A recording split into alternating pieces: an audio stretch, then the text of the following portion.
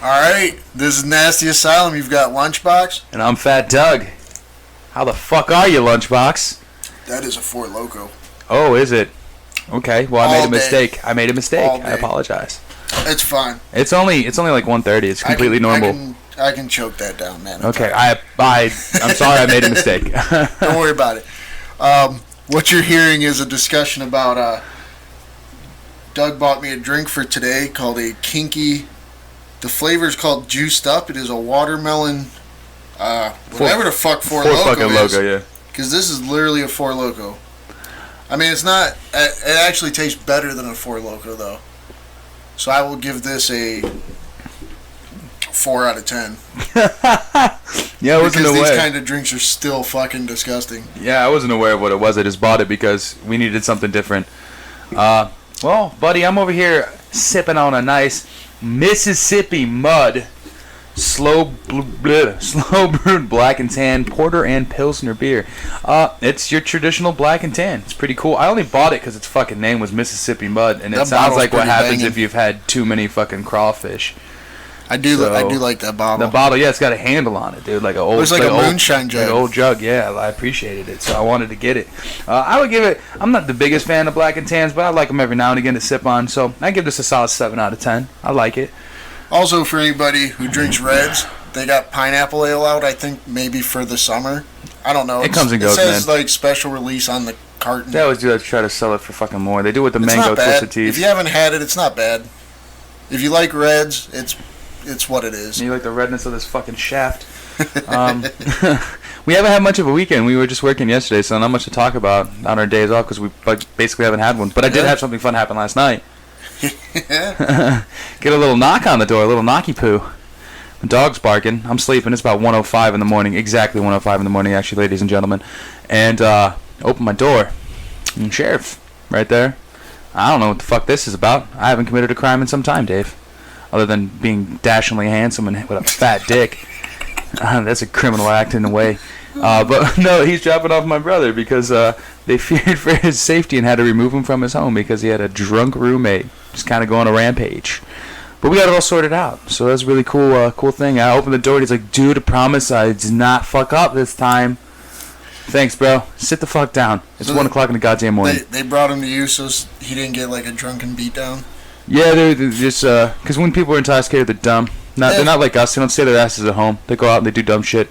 Get drunk, stay home, people. It's fucking easy. It's safe that way. But yeah, so they brought him here. All my drinking's here. We drink during the show, and then as soon as I hit the stop button, I'm done. Yeah. Catch a nice little buzz. And then we do the cooking. That's not how they do it out there. That's not how they do it out there. I guess they go to the bar, they go fucking hammer blammers, dude. They got cut off at the bar. I've never been cut off once in my goddamn life. But anyway. I've had my keys taken from me. Oh, fuck. That's the same goddamn thing. At the end of the night. Yeah, that's the same fucking thing, though. So, yeah, that was pretty funny to me, just because he's like, oh, you his big brother? I was like, well, technically he's older than me, but, like, clearly he's 5'6", and I'm 6'1". And, yes, I'm the big fucking brother. Come to me with all your problems, other brothers. Thank you. I'll just solve all your shits. So, you want to walk into a BuzzFeed quiz, bud? Yeah, let's hit it. Let's open this bitch up. Ooh, you fucker. It did the thing, dude. It didn't let me open the fucking link. We are live on the mics. Ladies and gentlemen, we might have to fucking say screw this shit and just find a quick one. It was what DC one are we? What universe do we belong in? And for some reason the link is not fucking opening because BuzzFeed's a real piece of shit website. I'll keep talking shit as I scroll through this. Fuck Rihanna. I don't give a shit. What fucking Rihanna song are you based on how you pick ice cream? Eat this fucking dick, people. That is a ridiculous dude, these are so many stupid things here. See, look, I know we make fun of all these quizzes, but yeah, give me a break on that one. I don't fucking understand what's going on here. We're going to pick somebody's song, and that's your song based on what ice cream you like. That's this stupid. Is fucking ridiculous. All right, so you know what? We might actually not have a BuzzFeed quiz today because these fuckers are being assholes. Like, it's not even fucking loading. So we're gonna fucking Christ, dude. I'm fucking upset. I'm upset right now, dude. This shit is happening right now. Which The Bachelorette contestant would you date? Your fucking mother. That's who. That's who the fuck I would date. Design the ultimate waffle breakfast and we will reveal a deep truth about you. Suck my truth. Okay, let's keep going. Fuck all this shit. Are you serious right now? Alright, well, I don't think we're gonna... Fuck my life. I'm not happy right now. Fuck you.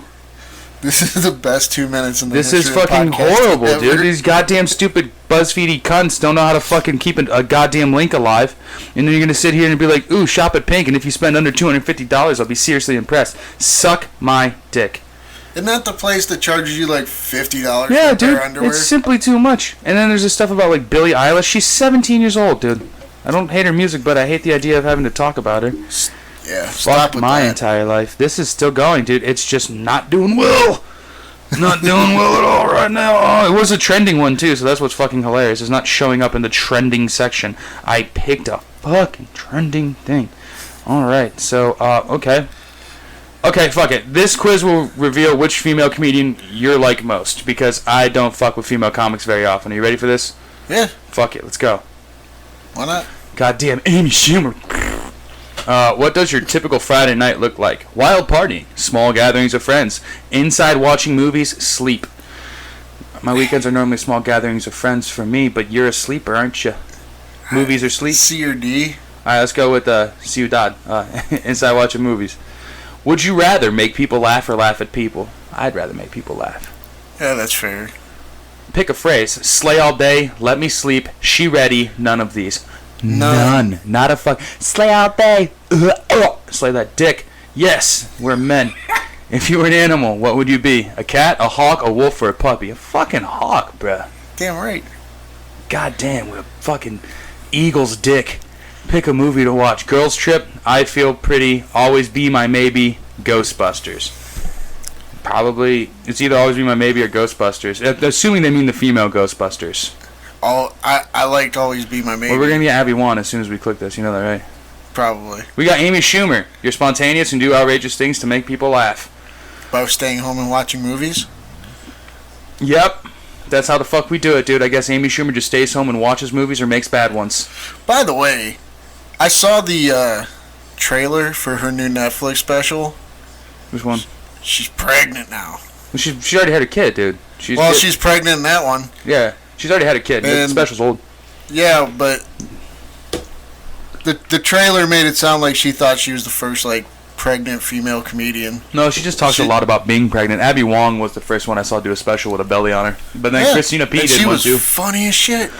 Yeah, well, I just don't think Amy Schumer's funny. But again, I also don't think BuzzFeed's cool because I had a fucking look at this, dude. BuzzFeed. The quiz was Marvel or DC Universe, which one do you belong in? Perfect for our fucking podcast, man. Definitely. And then you fucking dashed my dreams.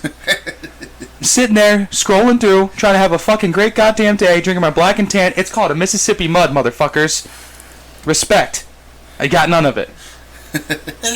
Got any news for us, man? Oh, I got bunches. Hell yeah, dude. How much of it is good? I don't know. Well, that's up to the 17 listeners. All right. Actually, it was down to 11. Fuck. Thanks, guys. Real supportive. If you thought, this is about Bill and Ted 3 cast their villain. Ooh. And I like the actor they picked. That's why I picked this article. Dylan McDermott. If you thought Bill Preston and Ted Logan's latest cinematic adventure was going to be a piece of cake, you'd be mistaken. For Bill and Ted 3, a.k.a. Bill and Ted Face the Music, it's been revealed that the individual who will pursue the lovable duo is being played by Gotham and Barry actor Anthony Carrigan. He played Zaz on Gotham. I don't watch Gotham. I only watched a little bit of it, and he was hands down the best part. Like, he was... That's why I picked this article, because... So you got a hard dick about it because... I think he's a good actor. Yeah. And it seemed like... The way he played Victor Zaz, I think he could be... A pretty good villain. Movie villain, yeah. Yeah. It's better than casting, like... what's that guy who's just been typecasted now? He's always a fucking villain. The dude who played Dr. What's-His-Nuts in Shazam. Oh, I don't know his name. He played Zavanna, though. Yeah, he's always a villain. So I'd like to see a new villain typecast thing going on, dude. We always have the same fucking guys playing bad guys. So I've never heard of this gentleman, but he did play a guy who was a serial killer and mutilated his own body to mark his victims, which I thought was cool when he cut his dick. That was a little much, though. But outside of that, I could be here for it. I just want to see where this Bill and Ted's going to go. Obviously, Facing the Music is something... that kind of falls in line with it. I know it's their parents, and it's... They got daughters, correct? Yeah. Yeah, dude, me too. So it's basically their daughters going... I think it's going to be like a girl Bill and Ted with the actual Bill and Ted. I hope they don't go through time, though. They don't have to. And they're leaning heavy on the girls because George Carlin's part is going to be played by his daughter. Not his real daughter, but... Oh, okay, so yeah. Rufus's daughter. Okay. Well, shouts out, though. At least they're keeping, like, him part of the... the mythos of the universe. And, congratulations to this guy for getting a movie role. Landing a real movie role. Just done TV. Which is, that's a step up, dude. You getting into this movie is a pretty fucking solid move as a lead. You get you get paid a lot for movies, so that's where it's a step up. Yeah, for sure, dude. Like you got to go somewhere, and why not go to fucking Bill and Ted? You know, you gotta. Yeah, because you're gonna get this movie's gonna get nostalgia money. Well, yeah, it's gonna get an excellent rating. And then we were talking about how people won't let this Keanu Reeves shit go away. Yeah, so dude. You're gonna get all the people who just want to go look at Keanu Reeves. Yeah, which he's so dad mode in the photos I've seen from that. He's got a little pooch on him. He's so dadded out, dude. I respect that so much. Like, yeah, John Wick's got a little penchant for booze. I can deal with some John Wicky so. This. Hey, what number am I thinking of, dude? 69. Fuck. All right. I got a story for you, good guy. All right. A woman is trapped in a St. Louis jail stairway for more than 2 days after mistakenly walking through a fire exit door with a disabled alarm on her way out following her own arrest. Awesome. A woman found herself trapped in a St. Louis jail stairwell for more than 2 days after not understanding how to get out of the building when she was released from custody. The woman, who had not been named, was leaving St. Louis Justice Center at 8:17 on June 5th after being arrested, and she got caught in a fire exit stairwell. She wasn't found until 6:32 on June 7th when staff saw her looking through a window of one of the stairwell doors. You didn't think the fucking knocker make noise. She was. St. Louis Corrections Commissioner Dale Glass told the St. Louis Post-Dispatch that the woman had been given directions on how to get out of the building. Go down to the hall to the elevator. Go down to the first floor. Make a right turn. Walk out of jail. You're free to go. Glass said the direction the staff had given her. But instead, the woman got on an elevator on the second floor and pushed every button. She ended up at the 5th floor and went through a door leading to the fire exit stairs, despite signs that warned against it. This lady's special. Glass said the fire alarm on the 5th floor had been disabled due to some recent work and hadn't been switched back on when the woman entered the stairwell. The woman couldn't be heard making any noises during the 2 days she was trapped because the staff couldn't locate the source of the noise because she kept moving from floor to floor. Staff said they didn't even search the stairs. The woman finally was spotted by an employee on June 7th. She didn't appear to be suffering when she was found and refused to go to the hospital as paramedics responded. The incident resulted in the center changing its policy so all civilians have to be escorted from the building. Fucking A, dude. like, what do you mean? First of all, I've never seen anyone be escorted. Get to go out of jail without being escorted out of a jail. I've never seen that. That's a first. That is a first. But to me, you didn't just wait by the door. You didn't just wait by the fucking door. The door you walked into. You didn't just wait. That's where I'm at. And she's like, you know what, dude? This is Pan's Labyrinth for people who've had bad Saturdays, and I'm just gonna fucking navigate the waters as best as I possibly can. To me, okay, I would treat everything like I got locked in the bathroom. Like you've only got that one space, but if you're in a bigger space, if you stay in one space, you're gonna get found if you just sit there and like periodically beat on the door. Mm-hmm. Because, like, if you get locked in the bathroom, you beat on the door, eventually someone's going to be like, dude, here, I can unlock it and get you out of there. So, like, this lady's thinking is fucking amazing. Yeah, it doesn't make a lot of sense for you to want to sit there and just fucking walk back and forth and back and forth and back and forth. You should just be knocking on doors and trying to fucking figure it out. That's my thing, too. You don't know how long you're going to be stuck there. Mm-hmm. So, conserve your energy. Yeah. Stay in one spot. And like I said, I don't know, periodically, every 15 minutes, just beat on the door. And that's what I would have done. I would have been fucking Captain Caveman in those goddamn hallways, dude. Just we couldn't find the source of the noise, so we fucking just, oops, we forgot. We're not going to try to investigate any further. We're not going to try to figure out where a noise in a prison is coming from. People could be escaping. Not today, sir. I don't have time. We have a 3 o'clock donut call. I don't get how this is going to go.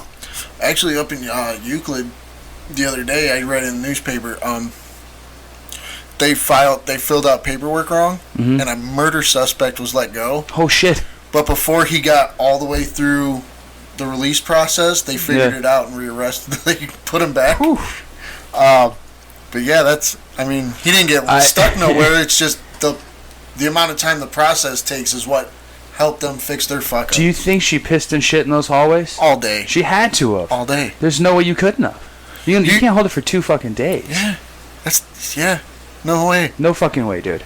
There's a corner of that hallway that it's just a porta potty. How do you get to the first floor and just go, yeah, you know what? Great idea. I want to peruse a little bit, so let's go upstairs first. And I don't know exactly where I'm going to go, so I'm just going to press every fucking button on the elevator. That is such a 3-year-old thing to do. Like, ooh, where do we go? I want to know what she was arrested for, because this sounds like I feel like she was definitely on some drugs, or she was intoxicated under something. Yeah. That sounds like drunk or meth behavior. Doesn't sound good. No. Maybe she got arrested for pissing next to a dumpster or something. I don't even know what she got arrested for. She just drunk pissing. No, she got lost in a Walmart for 7 days prior to, and they thought she was trying to plan an attack. That's what happened. Fucking silly. So Kevin Feige has begun explanations on how they're preparing to bring X-Men and Fantastic Four in. Okay.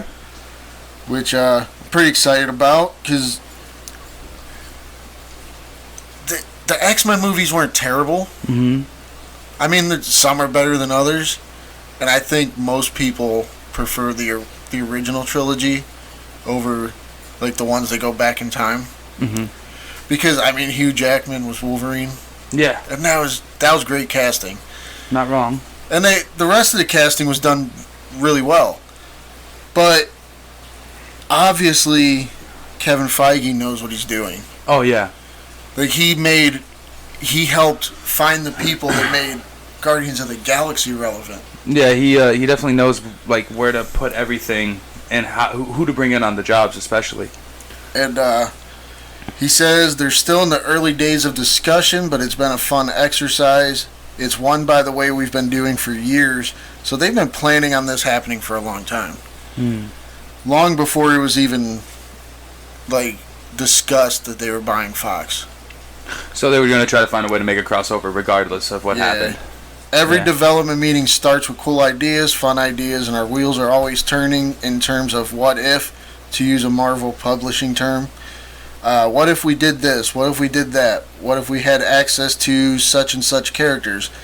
That's how Spider-Man Homecoming came together in the first place, and it's fun to now be in the position with the Fox characters too, because if we come up with a great what if, we can actually do it.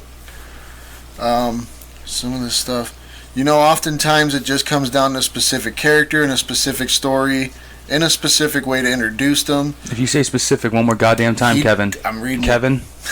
So sometimes, like with Spider-Man and Black Panther, that made sense. Then other times with characters like Iron Man, Captain Marvel, Thor, Doctor Strange, on and on. It's fun to introduce them in their own movies first, so it just depends on the story we're going to try to tell. Which I've been wanting Marvel to have X-Men and Fantastic Four, because, if you go by the way Marvel began with Stan and the Fantastic Four, it would have been great if they could have been the first and kind of keep that. It would have been pretty cool, but at the same time, it's elevated now because Feige's involved, and without him, you don't get the MCU that you have now. And we're going to get a real Galactus. That'd be pretty sweet. Not some space cloud. For some reason, there's just this part of me who doesn't want an extended universe anymore. I just don't. I don't know what it is about me. It's how the story's going to continue, where it's going to map out. It just feels like we're just grabbing more shit and just throwing it into there. And the long story arc with this big weight that was happening, and then the introduction of all these new characters, slowly trying to work to what we had before. It just seems weird to me. That's all. I don't know if I'm technically here for yet. I have to see a trailer or a vision before I can really get excited. I am liking the idea that they're going to work with the X-Men because we get Wolverine back, and that's a very iconic character. However, if I hear one or two more names dropped again, I'm bust. If I hear Momoa talk about wanting to be Wolverine, fuck off, you're Aquaman, you missed the boat, you're 39. Stop it. If one more person says, ooh, Keanu Reeves, shut up. He's 55. I'm over it. Okay? What's that movie, The Eternals? Yeah, they approached him. Yeah, they approached him for the Eternals. That'd be good for him. That's good for him. But you want young people because you want the longevity. If you're gonna cast Keanu Reeves, then you better call Hugh Jackman and just say, "Fuck it, you never died." Yeah. Because you're Wolverine again. That's it. And if you're gonna cast Momoa, no, just don't. It's ridiculous. He's Aquaman. He's also 40. Yeah. I mean, I get it. Like you want to do all the roles, but you gotta fucking really. I like kind of go the Robert Pattinson route. We've never heard of you doing anything like it. As a younger dude, do that. But I am excited for them having the rights to the Fantastic Four, and then also being able to work in the way they want to with Feige's storyline. I don't necessarily think that they need to, again, combine it all, but that's neither here nor there. He's got a great way of doing it. He knows the vision. As of right now, I don't see it done in a good way, but I also don't know how he could fail. And even if you, whether you look at it in a connected way or not, he has found the right people for the movies. That's true, yeah. Like, every character, the way we love them in the movies is because he found the right director. Oh yeah, the right actor, and I think that's all I really want. Yeah, I just want to see a good Fantastic Four. I mean, yeah, that's not wrong. And I didn't watch the one that bombed terribly with Michael B. Jordan. It's really bad. It's almost unwatchable. That's all I've unwatchable. Heard. The first two weren't terrible. They weren't good. They weren't good, but they were for what they were. They were necessary to a point. Yeah. But none of those prior to basically Wolverine Origins, except for the exception of having the Deadpool character suck, no comic book movie was really that good. I will argue it on every level that a Marvel movie at that time, not a single one was very good at all. But because you didn't have the people on board that you have now. Yeah. You didn't have fans doing it. You had people trying to make money. You had studios going, we can push this and make money because on Saturday mornings, fuck tons of kids watch these cartoons. And it's literally what it was. And the Fantastic Four movies, I didn't hate them. I didn't really enjoy them either. But Michael Chiklis, and I was kind of in until I saw what they did with Galactus. Well, and they fucked up the Silver Surfer. Yeah. So I don't care about that. And Doctor Doom was horribly stupid. He did not work well in those movies. But for what they were necessary because they launched the flagship of creating the MCU cinematic, the Marvel Cinematic Universe. They needed to happen for it to go the way it did. I just want the CGI giant world eater with the purple helmet. That's it. I don't even want to be CGI. They Thanos the fuck out of it. Just make a dude bigger. Make it look exactly like the actor, but just make a dude bigger. Yeah, I mean, take back Michael Fassbender, make him not Magneto, make him Galacticus, and make him big. And then that's where I want it. That's a good pull. I like it. You're welcome. I like it. All right, I got one for you. Pizza delivery man who called 911 after seeing naked child in man's hotel room is honored by police. All right. A pizza delivery man was honored by a Kentucky police department for stopping suspected child abuse after he called 911 to report seeing a naked girl in a man's motel room where he was dropping off food. The call led to the arrest of Justin Elam, 36, who was charged with multiple counts of rape and sexual abuse after officers with the Lexington Police Department found two girls under the age of 12 naked in a motel room. Police spokesperson Brenna Angel told NBC News on Tuesday night during the police department's annual awards banquet, Papa John's pizza delivery man Mark Boyd was recognized for his effort with a public service medal. The three officers who investigated the case against Elam were also honored. The incident happened, and then Elon opened the door. Boyd told the guy he saw a little girl that didn't have any clothes on lying on a bed. He went back to his car. Boyd said when he went back to his car and told his daughter, who was riding with him after finishing his shift at work, what he saw, they decided to call 911. I didn't know what was going on, Boyd said. I just knew it didn't feel right. When officers went to the motel, they found two girls nude in the room, Angel said. An investigation revealed that Elam had been abusing the girls. And basically, they're really thankful. You did the right fucking thing, dude. You did the right fucking thing. You know what? You deserve that medal. Good for you. Good for you. Well, I mean... Way to be a good guy. Yeah. Way to step up. There's some scumbags in the world, and you can't catch them all if you're a police officer, which is really unfortunate. So having that community help Yeah. It's like, and you know what? The whole thing is, like not saying something has consequences too. And this guy definitely knew that, so he said something. I just wanted to shout his name out because you know how we just talked about all those fucking dickheads in the South that are going to be castrated. Good for him. There's a guy doing the goddamn Lord's work over here. I like this guy. Yeah, just do the right thing, people. Happen to be in the right place at the right time. Yeah, and never question if you ever go with your gut sometimes. And he definitely went with his gut, and it was beneficial to all parties involved, except for the cocksucker that was trying to hurt children. I give him credit for this because I'm assuming that's his first thought. Because the world we live in, that's everybody's first thought now. Yeah. I don't know I don't know what this guy looks like, or what his temperament might be, but to hold yourself back from just walking in that room thinking this guy's, a pederast and not beating the fuck out of him, yeah. I commend you. Yeah, exercising the right thing to do in a way is like keeping everyone from harm and whatnot. Yeah, he might get locked up for it, but you're going to get in trouble too. You should never get locked up for beating the shit out of a pederast or a pedophile or anyone who's trying to hurt children. You should be awarded. We should give you a raise at work. I don't care if you work at a J.C. Penney's or a goddamn Giorgio's. We're going to give you a fucking raise. You're going to be an honorary hero for a month. You get a parking spot and a dick suck every single fucking day.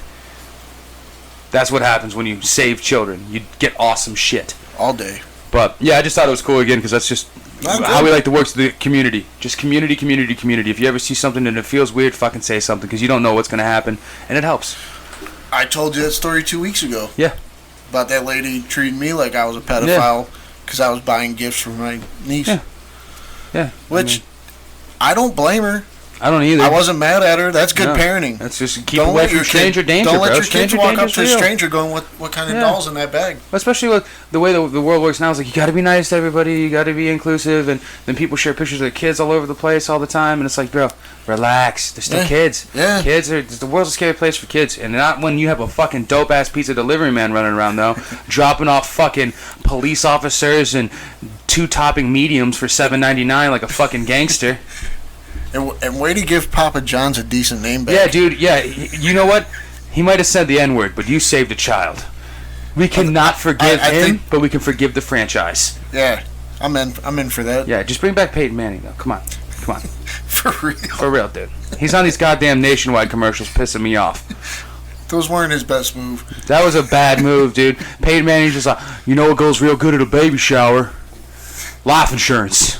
Shut the fuck up, you jughead. God damn it. I used to be... How about you just go sit there and watch your brother have more rings than you? Oh, they're tied. No, they're not. Yeah. No, fuck them. It's not real. Peyton's doesn't count. How does this not count? Because he did Nationwide commercials, and he was associated with a racist. I used to always look forward to Peyton Manning commercials, and then them Nationwide ones started. I was like, oh... Bro, he's got, like, sliding glass door teeth, bro. His teeth are so fucking big, and that head is massive. But he's naturally funny. He's a pretty funny dude. That skit he did on SNL when he was trying to be a football coach, that's so fucking hilarious. Pegging kids in the head with football. I guess he had to talk to the parents and be like, you understand it's a soft football. I'm not hurting them, but I'm going to say some mean shit to your kids. Yeah. Get in there and don't get out until you catch a goddamn football. I loved it. Yeah. He's like, oh my god, you suck. It's like a 6-year-old kid. God, you suck ass.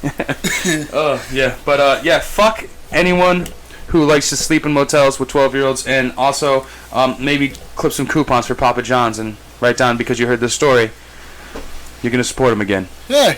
Buy a pizza or 2. Yeah. Don't buy their wings. They're dog shit. Just kidding. I don't know. They are dog shit. I've never had Papa John's in my life. I've never had one. I've had it twice. It's not horrible. I had a small inkling that black people weren't allowed to have it, so I didn't want to be a part of it because I'm all inclusive. And that's only from the Papa John himself.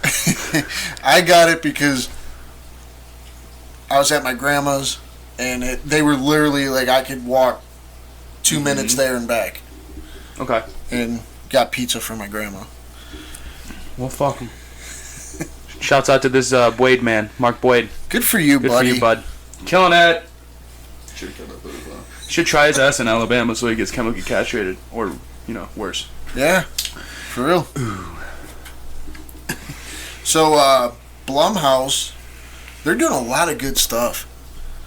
Nope. I'm just kidding. Aside from I haven't seen Black Christmas in a long time, but they're gonna remake Black Christmas. Okay, no. They cast Cary Elwes. Okay, that's not bad, Paul. I like him.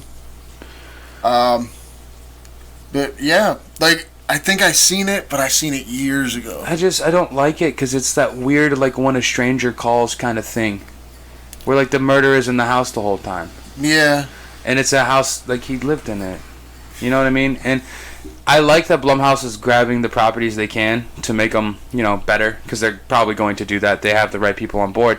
But you just picked up Saw and Candyman, and now you're going to pick this up. How many more remakes are we going to get before you keep throwing out those originals? Like, is Jordan Peele your only guy that's going to throw out original content on Blumhouse? You know what I mean? They're going to give us Spawn.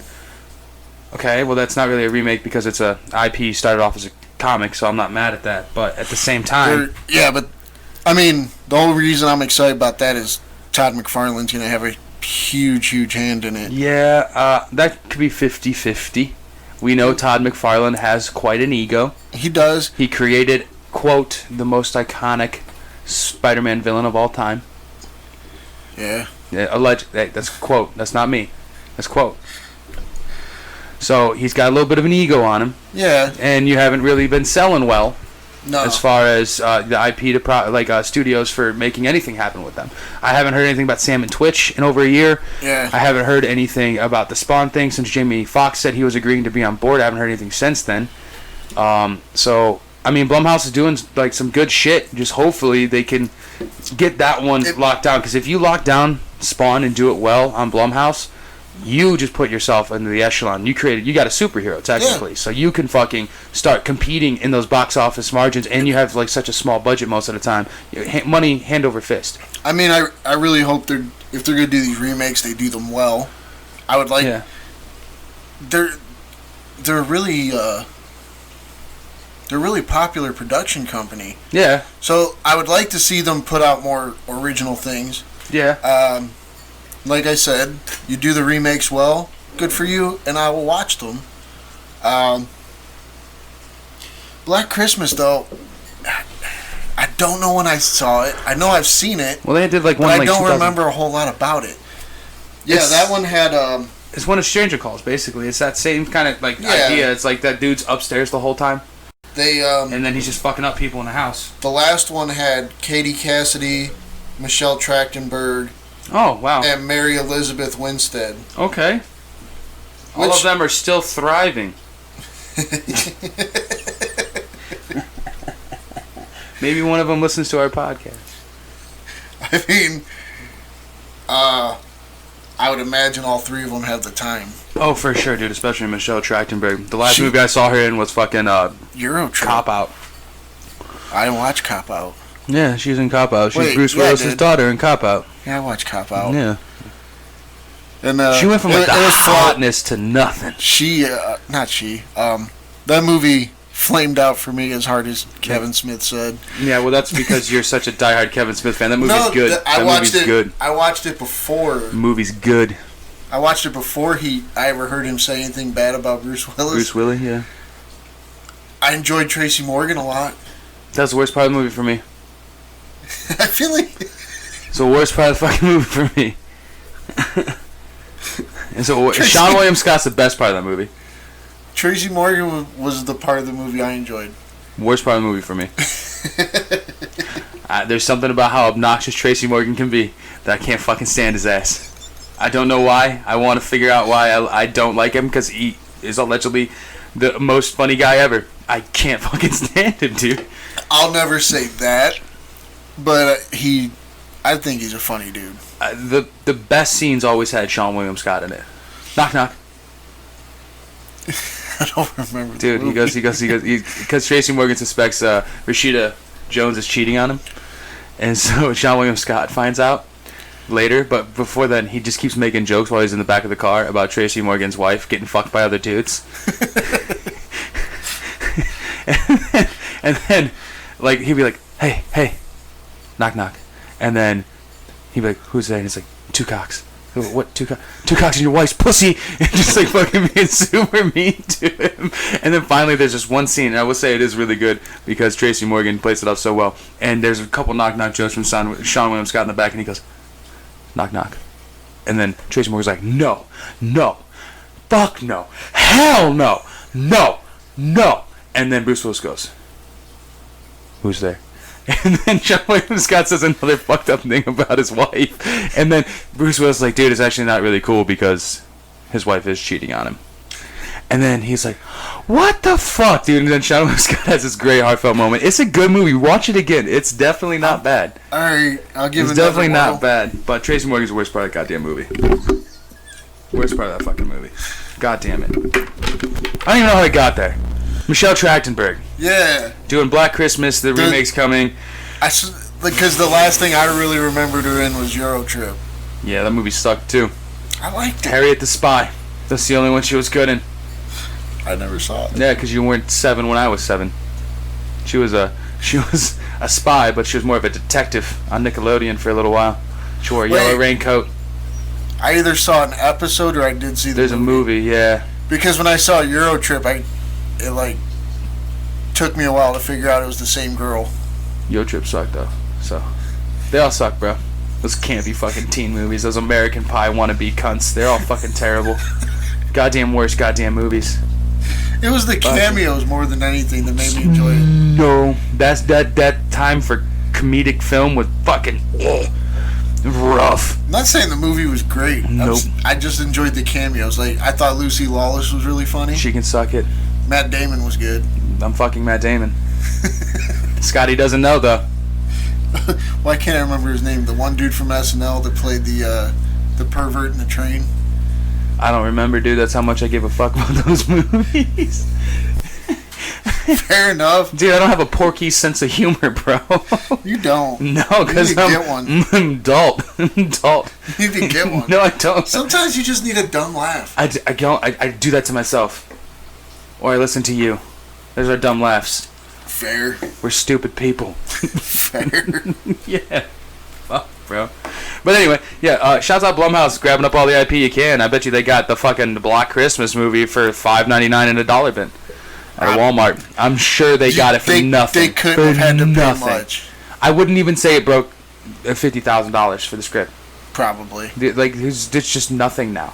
Because what they're doing, it seems like, is like just all that Lionsgate shit. They're just buying it up. Because Lionsgate is not doing that horror shit no more. Because, like... I said whore instead of horror. Because I'm a dude, I like older horror movies. They're terrible. But I don't remember Black Christmas for fucks anything. It's just not. It's just because it's not good. It must not have been. No, it's not. It's this weird thing where like this guy lives in the attic of a sorority house and he's a murderer and he murdered a bunch of people in the 70s and then the new people showed up and then he tries to murder all of them. And it turns out that he's like the fucking bastard child of like one of the sorority sisters that she didn't want anyone to know. She kept him locked upstairs all the time and he lost his goddamn mind. It's a very awesome, well thought out story.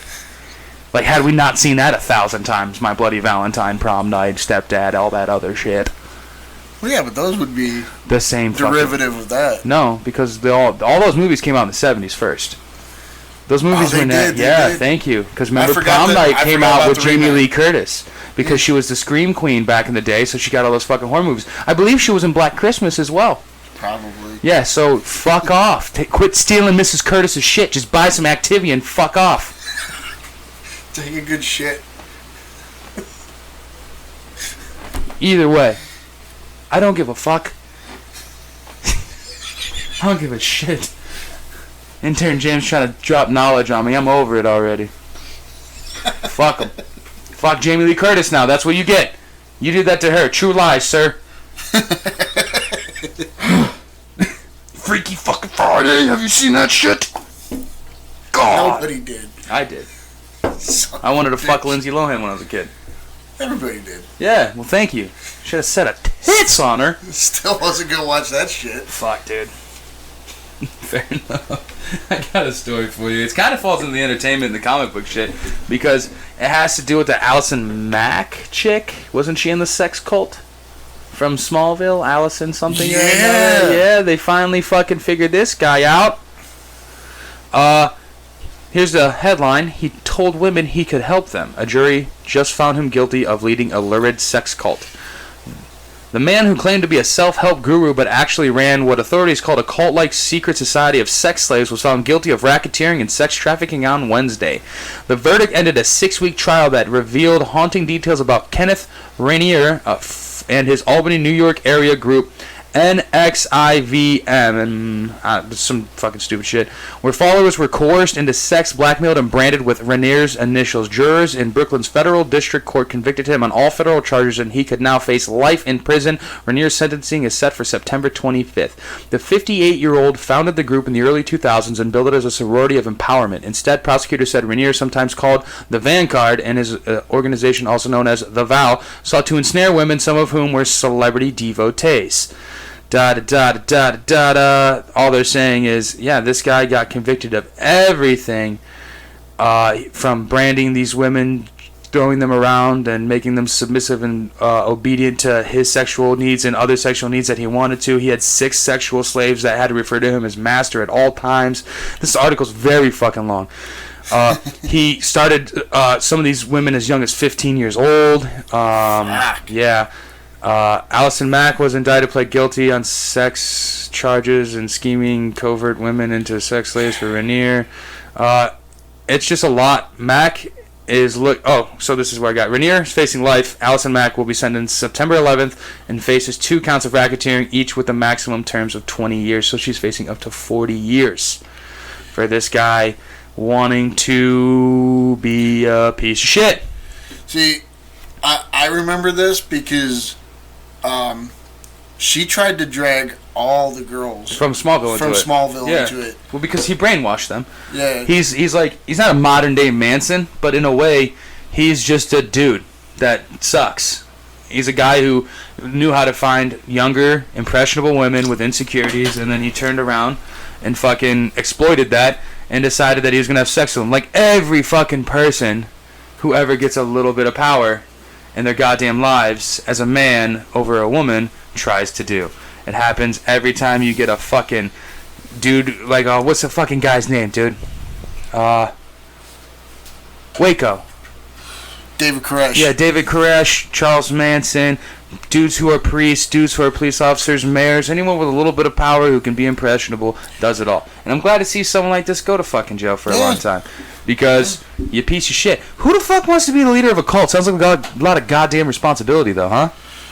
It is, but David Koresh, that guy was a pederast. He was. Great miniseries, though. Waco's a great miniseries. But he also was like, told all the dudes, like, hey, God wants you to stop fucking your wives. But wants me too. But I can fuck them, because we got to keep this shit going. Yeah. You know what we're going to just tail off on David Koresh right now. Like, I'm done. But no, I needed to, because I know I listened to a whole thing about him. It's fucking fascinating. It is. Because he started doing that shit when he was like 17 years old. Yeah. And then he found Waco was like 36, 38. And then he was banging the mom, the daughter, and her daughter. So a 60-year-old, a 40-year-old, and a 20-something-year-old. All of them. Down the fucking lineage. And then you got this weird dude recruiting fucking people from Smallville. Why didn't we just get a 10th season? Why couldn't you make them do that? Why couldn't you make them revamp that show instead of giving us all the CW stuff? Give me a good show. I gotta rewatch Smallville. It's good. I like it. It's got everything we wanted. It was Justice League before it happened. Yeah. It was very good. I was a fan. It's been a while. I want to rewatch it. If you're going to put this guy in prison for life, though, bro, you just probably kill him, though. Probably. Could. If you're that bad of a person, you're just like taking 15-year-olds and trying to make them ugh. Yeah. Like, yeah, you'd probably just die and then just make it a lot easier. I don't understand why that's not a thing. It's just weird. It's a waste of my goddamn tax dollars, man. I could be buying more Mississippi Muds had I not had to pay for people to be alive when they shouldn't be. Reasonable enough. I'm serious. And I know there's other people who share this opinion. Kill a pederast. Always. We talked about this last week. Are we going to have to harp on it every week until it gets put into law? Because you're doing this to young children. And if you're not one of them ones that fucking kills them when you're done, that's... You just find a new one. They live a full life dealing with this issue. Hey, we saw the fucking documentary In Plain Sight. You're ruining that life. Yeah. We saw In Plain Sight. Yeah. We know. Yeah. Yeah. Not good. Yeah, that was fucked up. Not good. Fucking best documentary of all time. You're a pederast that gets the mom to let you fuck her too and the dad to jerk you off. Last week was Father's Day. I had a Father's Day pass last week, so it was pretty nice.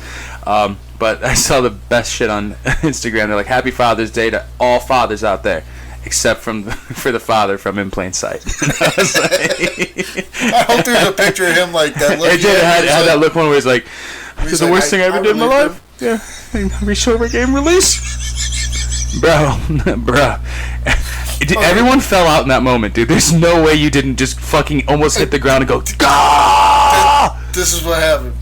I was watching it so intently, and I was like, this guy's a piece of shit. Yeah, bad dad. And then the dad goes, yeah, so he asked me to give him release, and I reached over and gave him his release, and I was like, I laughed.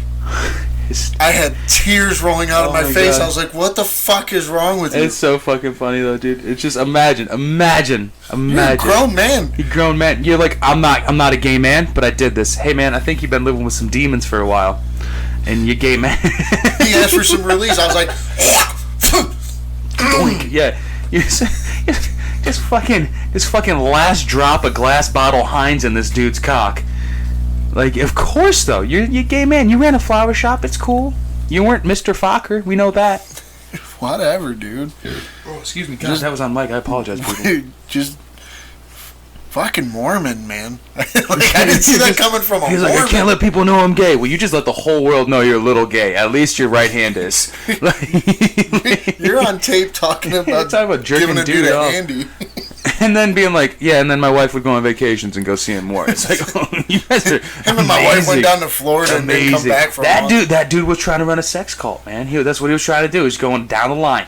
That's fucked up. But yeah, this fucking guy going to jail. Fuck yeah, dude. Just get him in there. And if he's going for life, probably end it. I don't know, because it's federal jail. They're a lot nicer in a federal jail because he's facing federal counts. So it's like 50-50. Like, you only get like fucked in a federal jail if you're a snitch. That's true. Snitching really gets you fucked up. Can't send him to a real jail. I mean, you should. Because as soon as I think it's because he crossed state lines to do it, though. You can... Because once you cross state lines, it becomes a federal thing. That's fair. I feel because he was recruiting people from all over the place, but the headquarters was in wherever the fuck this cocksucker lived. As far as I know, it's common knowledge. You can behead your grandmother and go to jail. And go to jail, and they're like, oh, motherfucker's in for murder. You go in as a pederast, you are violently raped and beaten and everything constantly. Violently raped. Jeez. That's everything. That's what I hear. A horrific way to put it.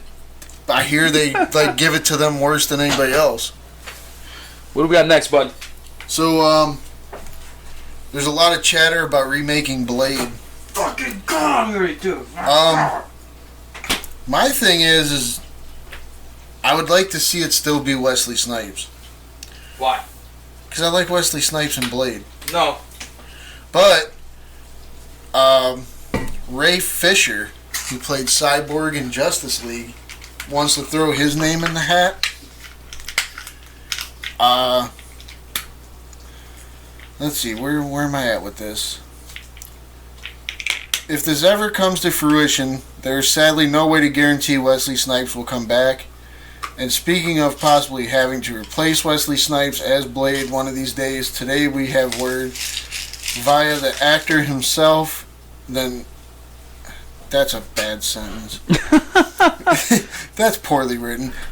Justice League star Ray Fisher wants to play the Daywalker should Marvel ever actually reboot the character. Whoever's writing this article said Ray Fisher is a solid choice to play Blade. After all, I think it's pretty safe to say that Fisher's run as Cyborg has reached its end. Which, there's no guarantee they still want to do a Cyborg movie. Yeah, I mean, whatever. You got to keep your options open. You got to definitely try to stay. I mean, you got to look around. Spotlight. Yeah, you got to shop your name out there. You're an actor. Throw that cock in the ring. I mean, for me, it doesn't hurt. Like, go ahead, throw your name out there. But when I think of Blade and how Wesley Snipes played it, I don't see that guy pulling that off. I don't know enough about his other roles that he's done other than Cyborg, but I will say this. Can't do Wesley Snipes. He's too old. It's done. I know you have your soft spots, bud. I know you do. I really like the original Blade. The first one was good. The second one was okay. The third one's hot garbage. Yeah. Just like they did in the 90s, early 2000s, just you kept sequelizing until you played it out. Until you made like $3. Yeah, like you would just push it to like, hey, are we doubling our budget? Okay, we made the budget, and then we made what? Okay, so we're good. And then once they get to a point where it's like, oh, we just made our money back. Okay, we got it. Maybe one more. And oh, we lost a couple million on this one. All right, we're gonna shut it down. But 4 years from now, reboot. I like the idea of Blade coming back because I feel that with movies that were successful like Deadpool and like Old Man Logan, which is what I'm gonna call Logan, Old Man Logan. There is a place for the violence, the cursing, the dark side of comic books to be there.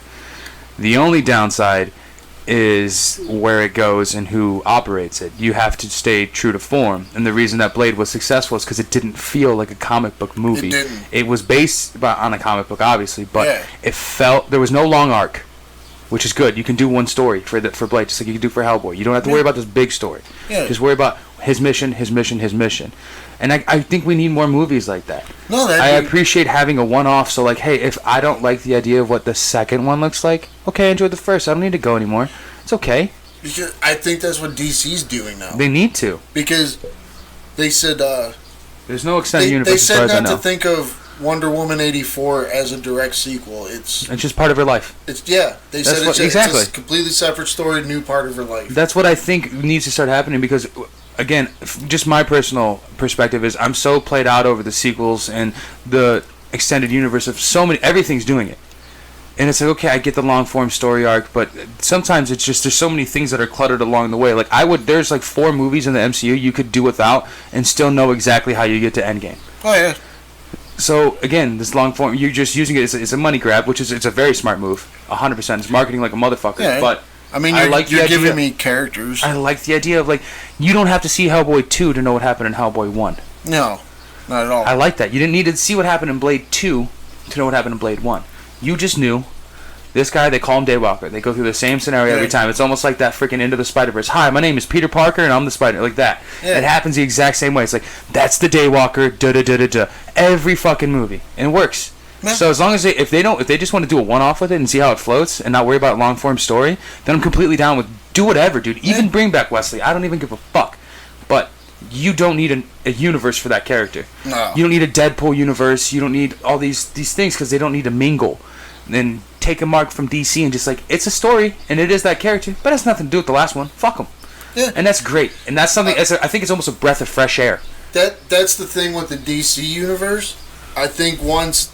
like Zack Snyder walked away, got let go, however that worked. Yeah, however you want to call it. It was going to stay connected because he had a Justice League trilogy where he was trying to tell this big Justice League versus Darkseid story. Yeah. But once that went away, now it's Wonder Woman 84 is a completely different thing, which is great. Aquaman 2 is not supposed to really pertain to Aquaman 1 at all. No, it's going to be its own separate thing. I think the only thing is Black Mana's coming back. Black Mana. But we already saw it. It's going to pretty much be the only connection other than Mira and Aquaman, which are characters you need. But again, they'll probably just be like, you're the king of Atlantis, and that's the queen of Atlantis. Boom, done. Yeah. That's it. That's all you have to do. And little tidbit. We don't even need all the background. And I think that's why I enjoyed Blade. It was its own story. Yeah. It was like 2 hours, hour 45. Did you enjoy the Spike TV version of Blade? I never watched it. Sticky Fingers playing Blade on Spike TV on Saturday nights, bro. Bro. I never knew that if you put a lisp on Blade, he didn't sound intimidating anymore. Sid, I'm here to get off. I refuse. Sticky Fingers. I didn't even know who he fucking was, except for he was a character in a Def Jam video game I played on my PlayStation. Like, no, he was a rapper in the 90s. Like, really left his fucking mark, bro. Oh, shit. If your name's Sticky Fingers, fuck off. I refuse to watch a movie I like on cable. It wasn't a movie. It was a show. I watched. Spike TV made a show. There was a run, like a full season or 2. Oh God. Of a Blade TV show. So they basically starring Sticky Fingers. Wait, but was it meant to be a parody, or was it supposed to be No, Blade? it was legit as fuck Blade. Bald-headed Blade. With a sword and the glasses and all that shit. How did you think a dude with a lisp was going to make you feel like you're watching Bro, I wish we had access to clips right now, because it would be fucking amazing to show. I would show you after the fact. I'm just saying, dude. Sticky Fingers was the guy going around slaying vampires. I gotta find out if I can see this somewhere. Oh, we'll find it on fucking YouTube after this is done. You're gonna appreciate the fuck out of it. Because there was a 4-pack you get at Walmart, right? And you could get Blade 1, Blade 2, Blade 3, all Wesley Snipes. And I'm like, oh shit, they made a 4th one. I'm like, that guy is clearly not Wesley Snipes. This gentleman looks like he's on parole. So I looked at it, and it's like House of Cthulhu or something like that. It's not Cthulhu, but it's something ridiculous. And I watched about 17 minutes. No. Hard no. It was like if WWE Films was actually produced by PBS. It was the worst fucking shit I've ever seen in my life. The budget was awful. It was so goddamn bad. Oh, Spike that was a TV. thing too. Like Spike TV just did that though. They just like, fuck, we'll make a show. Done. You get Blade 3. They're like, here's Triple H. I don't want wrestlers in my... Like, Dave Bautista's doing great. As They're actors, though. They're actors. He's doing alright. They're actors. Yeah, but I think that was Triple H's only movie. No, he's done like 6 movies, bro. Has he? Yeah, dude. They're all straight like to him in that DVD, one. man. They're all straight to DVD. One of them, he's like a bus driver, and the bus gets attacked by terrorists.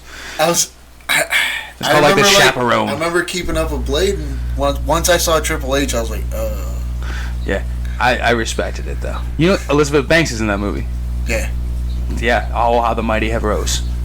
Because fuck me. And Fallen. Yeah, oh, well, Power Rangers. Yeah, a lot of people took a shit on that. I watched it. Yeah, it's not very fucking good.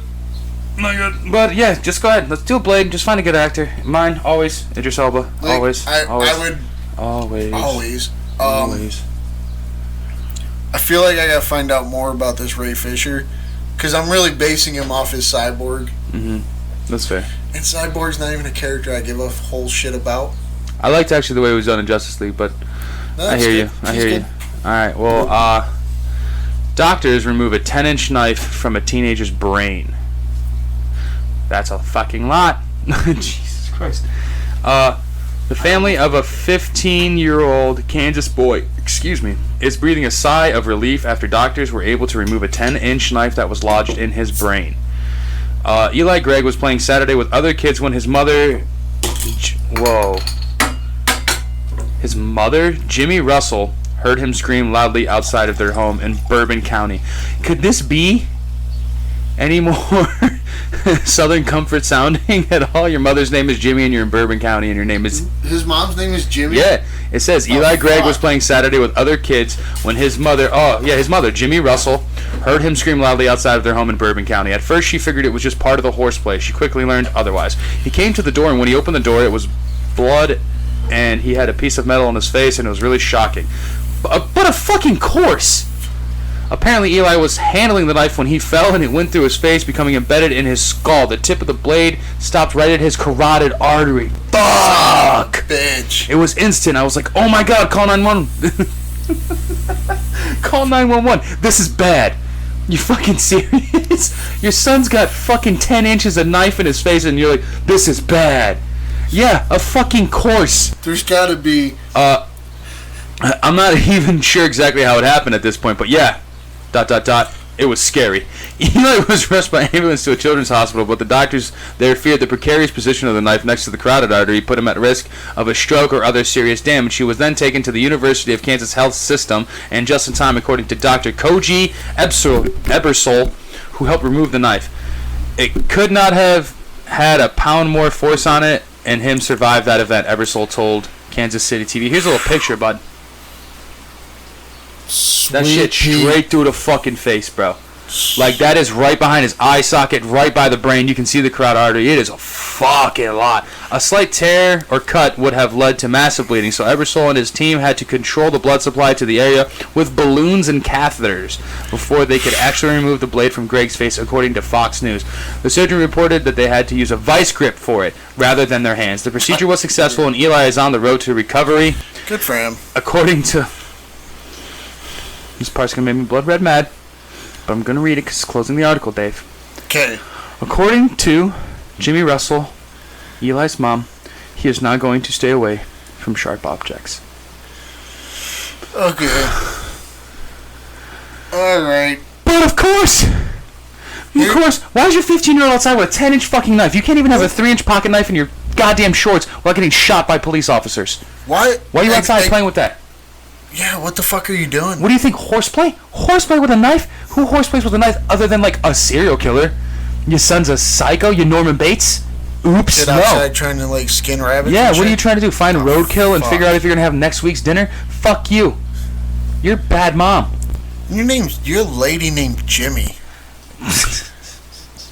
That's upsetting as fuck, dude. Maybe she's named after a long line of successful female Jimmys.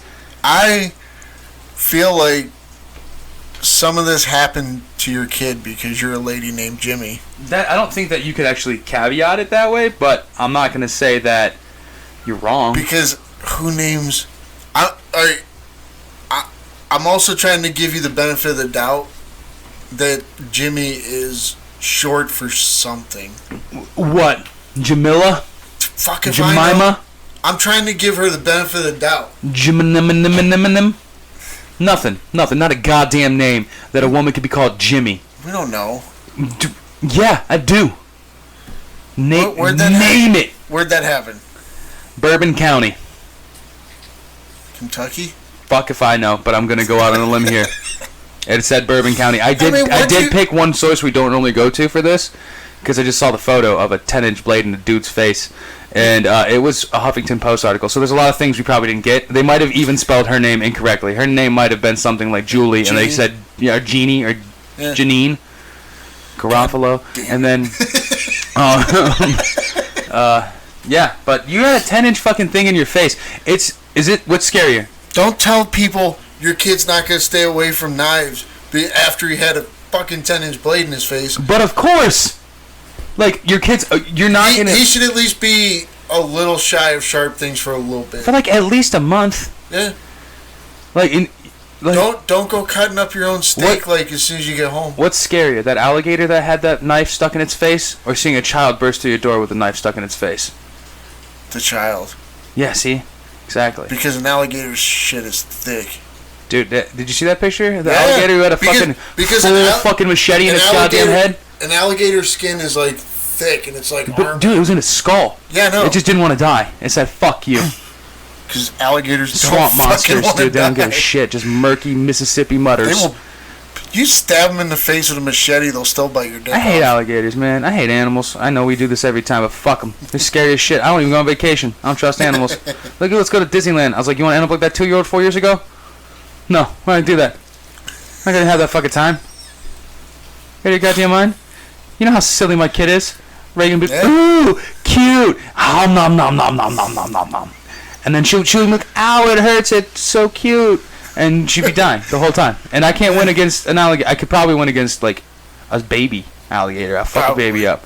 Baby black bears, baby alligators. Got them, done. Don't even talk to me about them. Baby kangaroo, for sure. I'm going to eat 6 of them. And then his mother can suck it. But as far as getting a knife in your face. 6-foot alligator biting your 3-year-old's arm. You ain't winning that one. You might get her out. No, I'm dead face serious. I'll fuck that alligator up. I've watched every episode of The Crocodile Hunter. I've seen every movie with Paul Hogan in it and Lake Placid. Fucking try me, bro. I will fuck an alligator in the goddamn mouth. Wasn't it Lake Placid? With the giant one that just lived in the swamp and she used to feed it cows. Betty White fed it fucking yeah, cows. Dude, just fed it fucking at dinner time. That part of the movie killed me. She dies. She's like secretly feeding this giant alligator, acting like she don't know fuck all about it. Yeah. And then at the end of the movie, you see her with a fucking cow just sitting on the shore like, call I got it. Come here, Betsy. Yeah, fucking fuck, dude. We keep taking away from stories too. We're like, yeah, dude, kid got stabbed in the face. Remember that movie? I don't mean to do it, but like you bring up alligators, I immediately think of like fucking movies and shit that I've seen. Oh, 100%. I wonder because I've only seen 3 alligators in real life. They're terrifying. 2 have been at the zoo and 1 was at a park in Florida. Yeah, we went to a gator park once. Should a gator park exist? This is so sketchy. Dude, do you know there's a photo of gators climbing out of the park? They know how to climb chain link. They have to change all their fences now. God damn it. Yeah, dude, I could pull that shit up. There's a fucking 5-foot alligator climbing a chain link fence like a goddamn, I'm gonna burst another blood vessel. It's horrible. It's horrible. It's like scary as shit, dude. He's just Spider-Man in this fucking fence. Just getting over it. I mean, because it's only a matter of time. Before we all die from alligators? Is that what you're saying? If all you're locking them up with is a chain link fence, eventually you're going to figure it out. They're not that. I don't like that they exist, man. I don't like that shit like that exists where I live.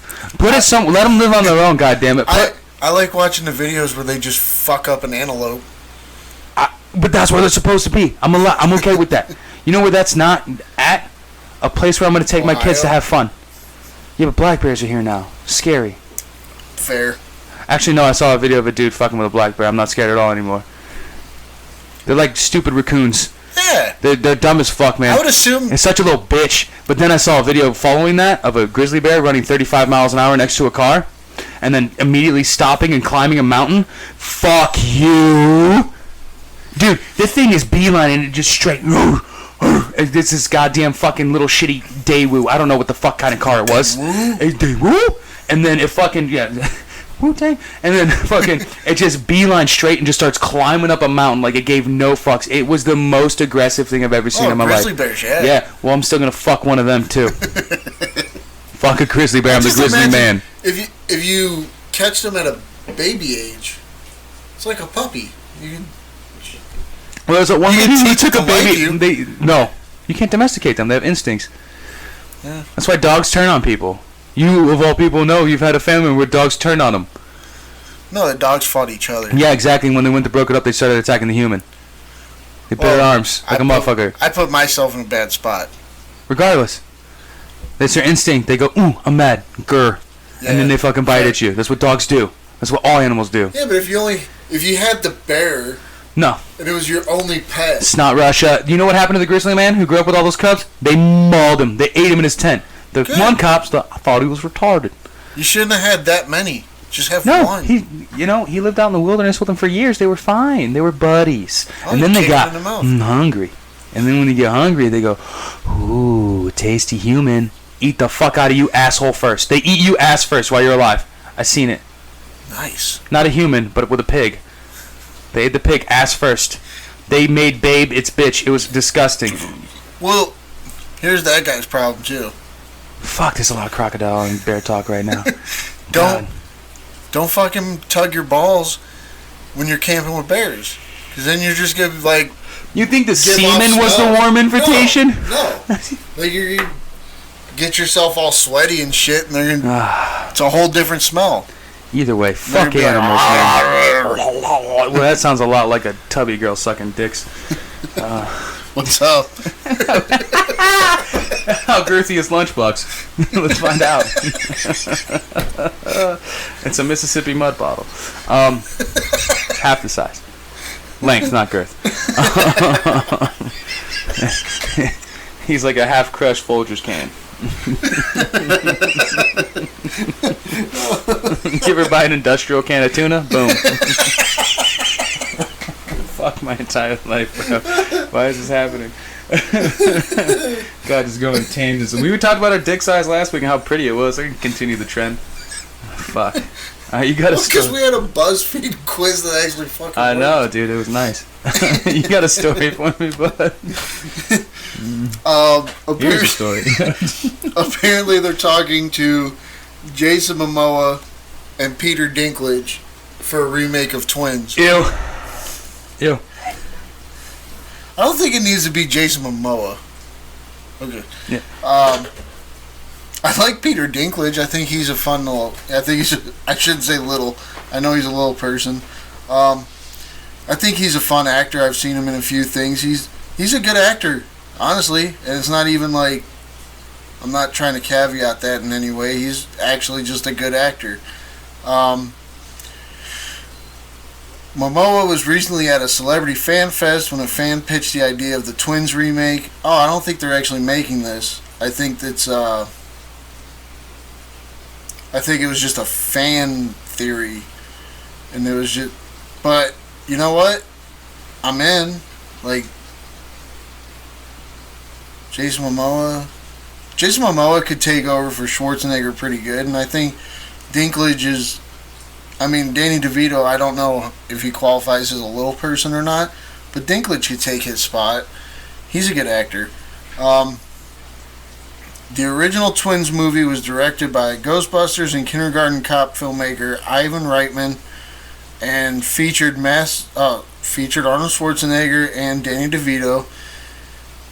If you've never seen this movie, how it works is Schwarzenegger and DeVito are twin brothers. And the idea is Schwarzenegger got all the good genetics and Danny DeVito got all the leftover shit. And that's why he was small and chubby and Schwarzenegger was Schwarzenegger. I'm not completely against this.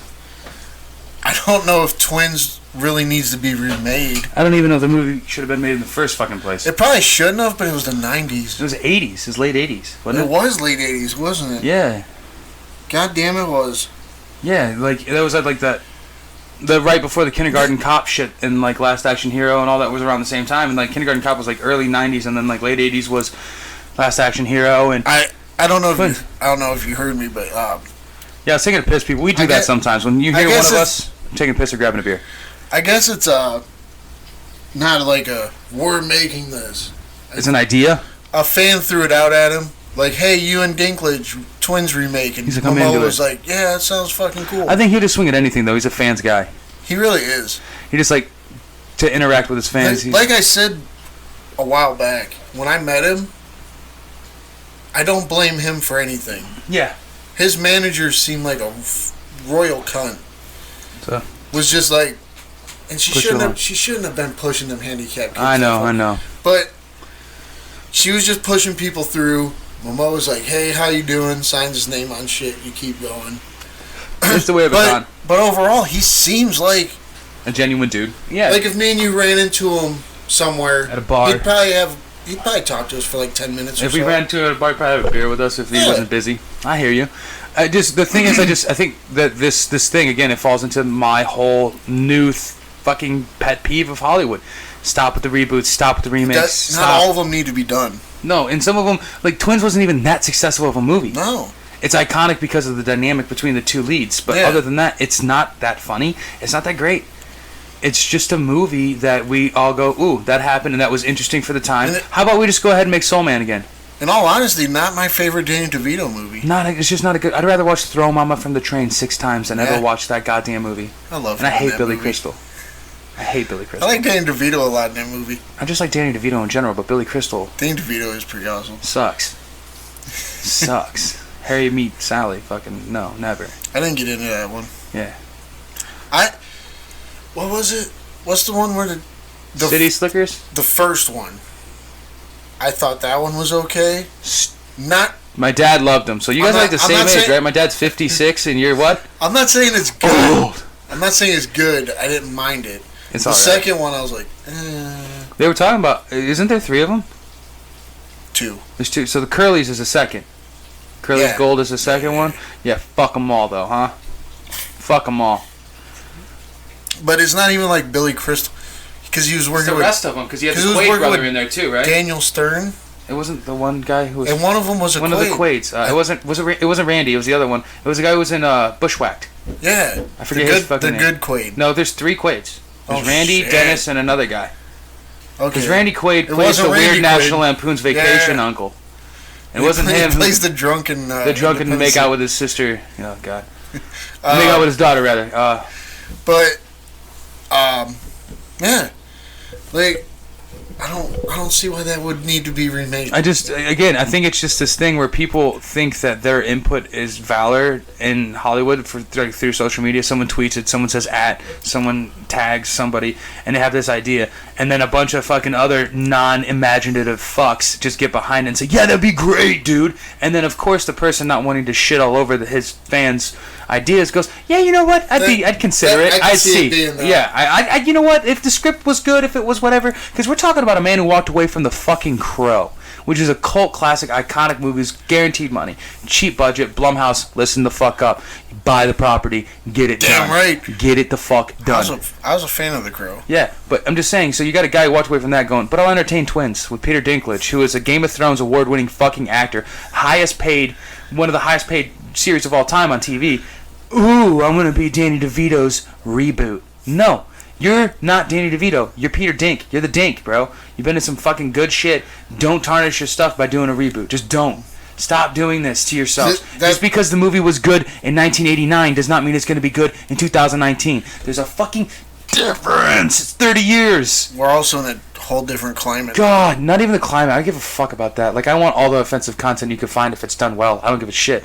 The idea of basically just creativity is falling apart at the seams. No one is trying anything different. It's the same fucking tropes all the time, or it's reboots. And Christ on a candlestick, I want to just put sparklers in my dick hole and light them on fire while I watch Netflix, okay? It's the worst shit in the world. It feels literally like we're never going to get good new original content in the mainstream. We'll have it on streaming services all the time. We'll have it on like smaller channels all the time. We'll get new stuff because that property costs no money. But then it seems like with the overhead of all this shit going into the theaters, it's either comic books, or remakes. And I'm fucking done with it.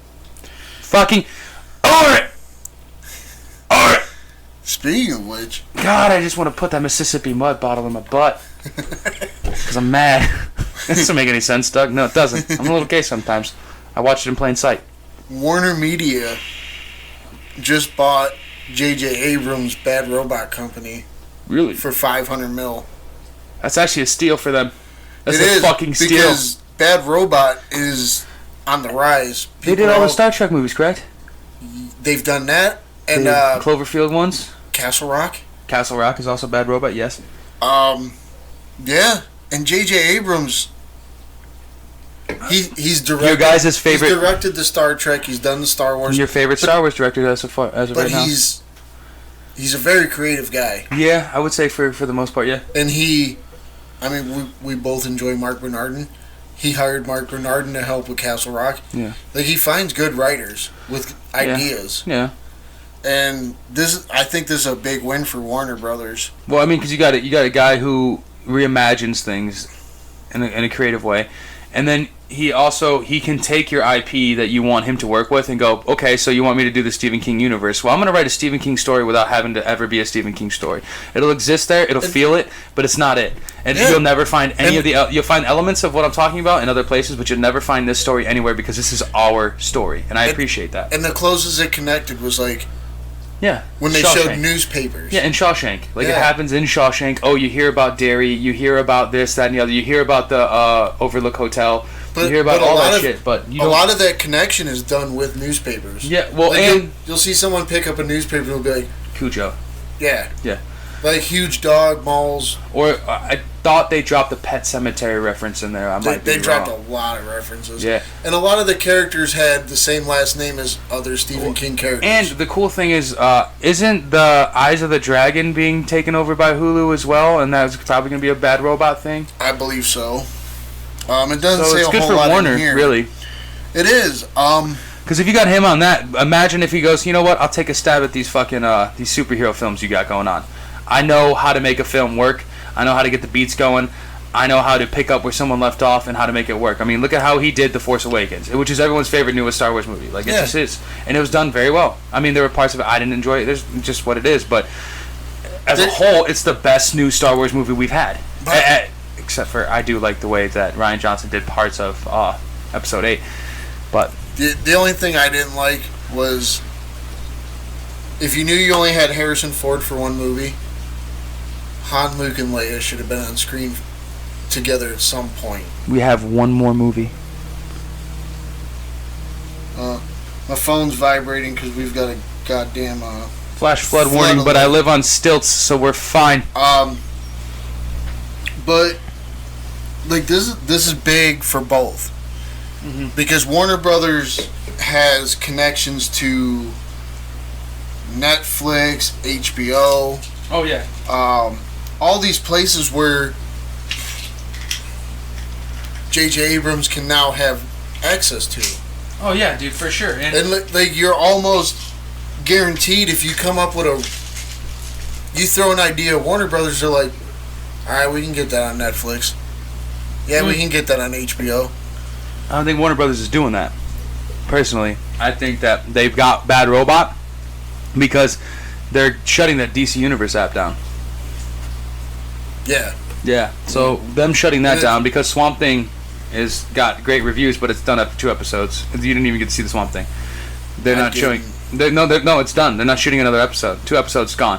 They're doing Titans because Titans is done in other countries on Netflix. So you can see Titans on Netflix in other countries, but in the States it's on the DC Universe app because the DC Universe app only exists in the States.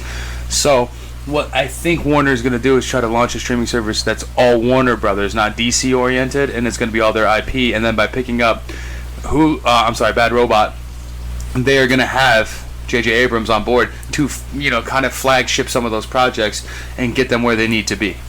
Which I think, if you turn J.J. Abrams into a Kevin Feige type, I think it's a lot of work that he doesn't want to do. Probably. He likes to do his own shit. I think he could be good at it, though. He could. I mean, he's a great mind, I'm not saying he has to do it. I'm not saying he'd want to, but I think he would be good at it. I think he'd be great at it, but the thing is, at the same time, is we don't need to do a Kevin Feige. We just talked about that. Yeah. Like how we're just, the one-offs are good, the single missions and stuff like that. I'm not saying, like, make it all one story. Oh, just I'm overseer? Finding I think you should the make directors and the actors and so make him putting it all in place. Make him like a Warner studio head. Yeah, basically. You should retain him for that. He's smart. He knows what the fuck to do. I mean, he's got the Russos. I think he's got the Russos under his belt. He worked with them. Where they're working on projects for him. Yeah. So he obviously knows talent when he sees it. Just a goodbye though. Goodbye for Warner Brothers. Smart play. Yeah, good for you, I mean, because JJ. especially when everyone's talking about how they're down and out, you're looking at somebody who's trying to make the moves to thrive in an environment where it's going to be tough. Content is tough right now. It really especially because, again, creatively, if you don't have that markup and you don't have that market for it, you're going to have a tough time selling your products. Especially when you're looking at Disney just bought Fox. They now bought Hulu. I don't even want to get into that, dude. That's some political shit that needs to be addressed. That's like a thing. Well, I'm not going that route. No, but it is part of it, though. But when you listen to Fat Man and Batman like I do, Mark Bernardin tells you that's 3 less places. Oh, yeah. You have to try to take your ideas. Because Disney's got to run all of that through themselves now. Yeah. And what I was saying about the whole political thing is, like, and I know we try not to get it, but this is a monopoly in a way. Oh, they have a streaming service right now called ESPN Plus that's owned by Disney, right? And I hate it. ABC is owned by Disney. McDonald's partially owned by Disney. I forgot about that. Yeah. That's ridiculous. Disney Plus is coming. They own Star Wars, they own Marvel, they own Fox, they own Hulu. That is 8 properties that you're taking away from people. Dude, those are twist tops. They are. What? Lunchbox over here popping bottles that are twisters. Motherfucker. Alright. Sorry, I don't care, dude. I don't give a shit. They're pineapple. I don't give a fuck about them. You can treat them how stupidly as you want to. Looks like you like them, though. But yeah, good move on. Pineapple flavored chip, buddy. Good move on Warner Brothers. I do anticipate seeing some Stephen King shit happening, especially with that Dr. No Sleep trailer dropping. So damn, that was good. It was fucking Ewan McGregor. Guy's an underrated actor. Another one I've heard about that I want to see. It's not Stephen King related, but he gave it a good thumbs up. Nosferatu. Oh, the one that's on AMC right now? Oh, is that like a series or something? Is it NOS4A2U? Oh, is that what that is? Yeah, that's Nosferatu. No, I saw a trailer for it. Zachary Quinto, I think, plays Nosferatu, and he runs a Christmas Land theme park where he abducts children. It looks fucking creepy as shit. I was actually going to start watching it, but I wanted to wait for the season to go. Stephen King said it's creepy as fuck. I wanted to watch it. We actually have it on my queue right now. Damn, I gotta get on that. Yeah. You got any other news stories for that? Entertainment? Because I got one that you missed if you are done with entertainment. Bring it to me, buddy. Re-releasing Endgame in the theaters right now with 6 minutes of fucking footage. All right, we can hit that now. That was Grace. Grace asked us to. Okay, well, wait. We'll hold off. We'll talk about that. We'll talk about that. Go to That's Fuck then, buddy. Sorry, I didn't mean to jump the gun. This is also from Grace. It took me Is a it while. a That's Fuck story? Took me a while. Yeah. Okay. It took me a while to find the story because, look, I'm gonna be honest. I'm not that technologically inclined. None of us are. We just do our best. So she sent me this like a week ago. So Okay. it might be an old story. Who cares? Fuck off. 11 of you. A teacher is Stay on freed board. without bail after allegedly beating a student over $4,000 drug deal gone wrong. That's fucking insane. A Bronx charter school teacher was freed without bail Saturday on charges that he beat a 16-year-old student senseless over what sources say was a $4,000 pot deal gone wrong. Fuck. Kevin Pope, 48, went way off the curriculum in teaching student Nazir West a lesson. Nazir? Yeah. A lesson on a Hunts Point street corner on Wednesday. Do you want to die? Pope allegedly said. He also allegedly threatened, "What should I do with you? I should get someone to rape your mom every day after work." Holy shit, bro. Wow. Pope had given West $4,000 to buy marijuana in bulk. Instead of buying weed, West spent the money.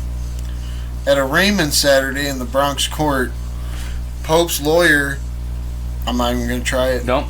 claimed the dispute was actually over $5,000 that Pope had in a briefcase as he waited for a bus. The student stole the briefcase and Pope was the real victim, he alleged. Oh, fuck me, buddy.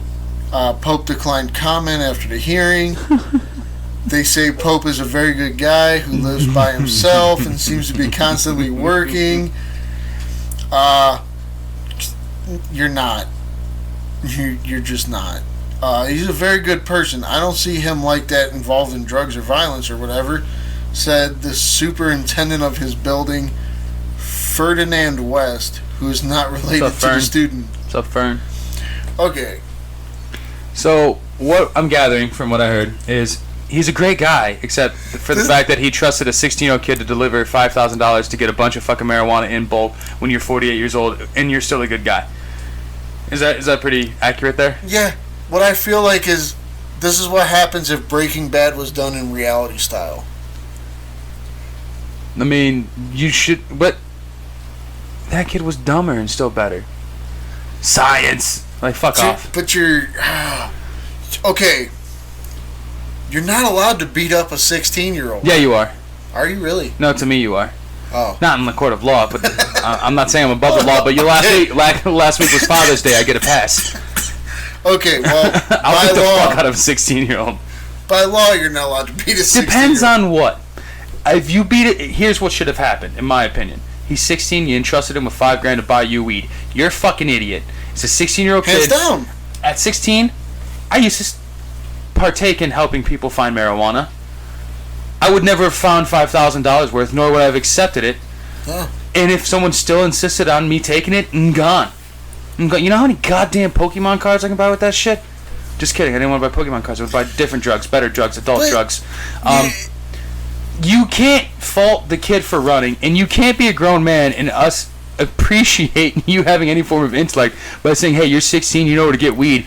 Instead of getting like that fucking 20 sack, give me $5,000 worth of weed. His name, what the fuck is the dude from Blow? George Young. Yeah, thank you. He's not that guy. No. You're not Cheech Marin. You're not Tommy Chong. You're not. This isn't half-baked. You got to get your shit together, bud. You're an idiot. Yeah. You don't give a 16-year-old $5,000. You don't even give him $5 sometimes. No. Unless you're doing a car wash. Okay. The article kept saying $4,000. This guy's saying $5,000. Mm-hmm. So I'm gonna split. My favorite part. I'm gonna split the difference. 35. Do not give a teenager $4,500 fucking dollars and expect them to do what you're telling them. I just like how because you're a fucking idiot and you're their teacher. I like how they went like this. He gave him $4,000. to buy weed, and the kid didn't follow through. And then the lawyer goes, "Fuck you! It was 5." Yeah. Like, what? I'm sorry. $4,000 for weed is a crime, regardless. No, let's up the crime. It's more of a crime now because he wanted more weed. Because is that why they took the bail away? Because he's like, no, I whooped his ass over $5,000. And they're like, oh shit, you know what? That extra 1,000. All right, fair. Puts you in a new tax bracket. Fair. All right, your criminal bracket used to be like, you're a piece of shit. It's only $4,000. Deal with it. But now that it's $5,000, we know that's basically a 1999 Kia Rio fully loaded. So what we're gonna need to do is reevaluate this because we know you might need that Kia Rio for Ubering in the summers. Okay, so we understand because you're a fucking teacher and you're that hard working. You're probably not doing overtime because you're worried about buying goddamn weed. Too. How much? Yeah. How much fucking work are you doing? You're a teacher. You're a teacher. How much money are you fucking making? No, they're not making a lot of money at all. That's fair. Where'd you get $5,000 to give the kid to begin with? Because he's probably pimping out kids. Okay, I don't even fucking know at this point. Fair enough. He's probably he's an all-around piece of shit. This guy sounds He said he wanted wanted to kill you on a street corner, and then he wanted to find someone to rape your mother every single day after work. That's not a guy who goes, and by the way, Johnny turned in his paper 2 days late, still gave him full credit. No, that didn't happen. He said, fuck you, Johnny, I hope your mom dies. That's what he said. He's a bad man. I hope your mom gets fucking vag cancer, you little shit. Yeah. He's just talking all the mad shit. He's like, dude, it's 2 days late and I was in the hospital visiting my grandma. Ooh, what happened to grandma? Don't give a fuck, Johnny. People die. Get your shit together. This was due on Tuesday. It's Thursday. Half credit. This teacher's such a If it's half credit, that means 100% is full credit. Half credit's an F. Yeah, it's always an F. May as well not turn it in, you piece of shit. That's this guy. This guy's a fucking asshole. I definitely feel like that's that guy. Yeah. Real fucking dick. Real, like, you're his teacher. And that's the part that gets me. It's not even that it's an adult giving a kid $4,500. No, it's a teacher. You know how dumb they are. You're around them all the time. You've read their fucking work. Yeah, you saw them plagiarize and not double space. Like, in your mind, you know whether you think they're stupid or not. Because that's your job as a teacher. Because sometimes you just kind of go, I'll float them by with a D so they don't have to be in my fucking class again because I don't have to deal with this idiot. Yeah. It's fair. And I know it happened to me. Do it. It happened to me. For a fact. I know there's teachers that do it. I should have failed 8th grade. They were like, we don't want to deal with this piece of shit again. Move them forward. There was, I think, 2 people that graduated with me that shouldn't have. Yeah, because they were like, fuck them, I don't want to see them again. Were just like, I just don't want to look at them again. Yeah. Oh, silly. You're a dick, bro. Silly as fuck. But for sure, and if you're getting $5,000 worth of weed, like, what do you expect a 16-year-old to figure out? This guy wants to be George Young. No, George Young is way better, though. Oh, yeah. Because he grew up to coke like a fucking adult. I think that's what that dude... I think he saw blow too many times. He's like, no, we can figure it out, guys. He's like, no, him and the fat guy, they fucking sold weed for like 3 years, and then they started selling coke, and then they got rich. It's not a pyramid scheme. It's multi-level marketing. We're gonna get it done. Just throw me that $5,000. And you find out he like plus put an Pablo extra mortgage on his grandma's house. Anymore, buddy. No. That's where a lot of that money comes from. Fuck. Pablo Escobar owned like what, 3/4 of Colombia at one point. He's a bad guy. Bad guy. So is this fucking teacher. I just can't understand why people stood behind him. Like his superintendent. Fuck you. You're the super of a goddamn building full of people. Like you know him personally. He paid his rent on time. You don't ask any goddamn questions. Also, another thing about this alleged money, you're working for a charter school, which means your money comes straight from like donations of the parents of that school. Oh yeah. It's a very New York thing. You're basically a high school football coach. Dude, maybe he was freaking out because he's in New York. They had a measles outbreak because people aren't vaccinating their kids to shut down schools. He's like, I need $5,000 worth of weed, Nas. What are we doing? That's fair. And then he's like, he fucked me over for the summer. How am I supposed to go to the Hamptons for a weekend? This goddamn cocksucker, Nas. Hope your mom gets raped. Full circle. Now we understand the story. That might have been... Okay, yeah, maybe don't beat up a 16-year-old. Definitely don't beat up a 6-year-old, but a 16-year-old. But, I mean, the part that got me was, that guy sounded just like me. Because he was like, I hope your fucking mom gets raped. No, he didn't say I hope. He said I should find someone to assault your mother. And I think you're better than that, Lunchbox. And every time people say shit to me I don't like, I'm like, well, fuck your mother. But fuck can be consensual. Rape is a whole different category. Alright. And let's move to that next fucking story. Fair enough. Shut it down, Teach. Hey, can we take it back to Mr. Feeney? Okay, let's be Mr. Feeney, guys. Life lessons. Can we? Yes, life lessons. I miss Christ. Mr. Feeney. Yeah, I know. Knight Rider. Night Rider. Okay. The hunt is on for an Alabama man who kept a meth-fueled attack squirrel. It's my favorite animal. It's my spirit animal. On Monday, officers responded to calls that Mickey Polk, 35 years old, was allegedly keeping a squirrel caged up in his home. Which, by the way, that's fine. My grandma had a pet squirrel for years. Alabama investigators are currently searching Polk, who found to have been keeping an attack squirrel inside his apartment and fed the caged animal methamphetamine to maintain its aggressive behavior towards people. Oh, shit. Limestone County Sheriff's Office Public Information Officer Stephen Young has since confirmed that the squirrel found in Mickey Polk's Athens apartment on Monday morning has now been released into the wild. Why? Why are you putting a meth squirrel in the community? Why are you putting a meth squirrel in the wild, dude? Why are you putting it in the community? Certain things are still uncertain, though, such as how it got there in the first place, and of course why Polk was allegedly keeping an attack squirrel in his apartment.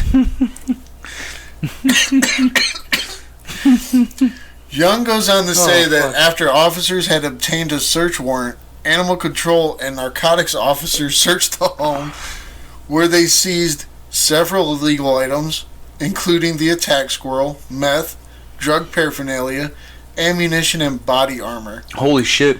It's needless to say that this is quite the strange set of possessions for anybody.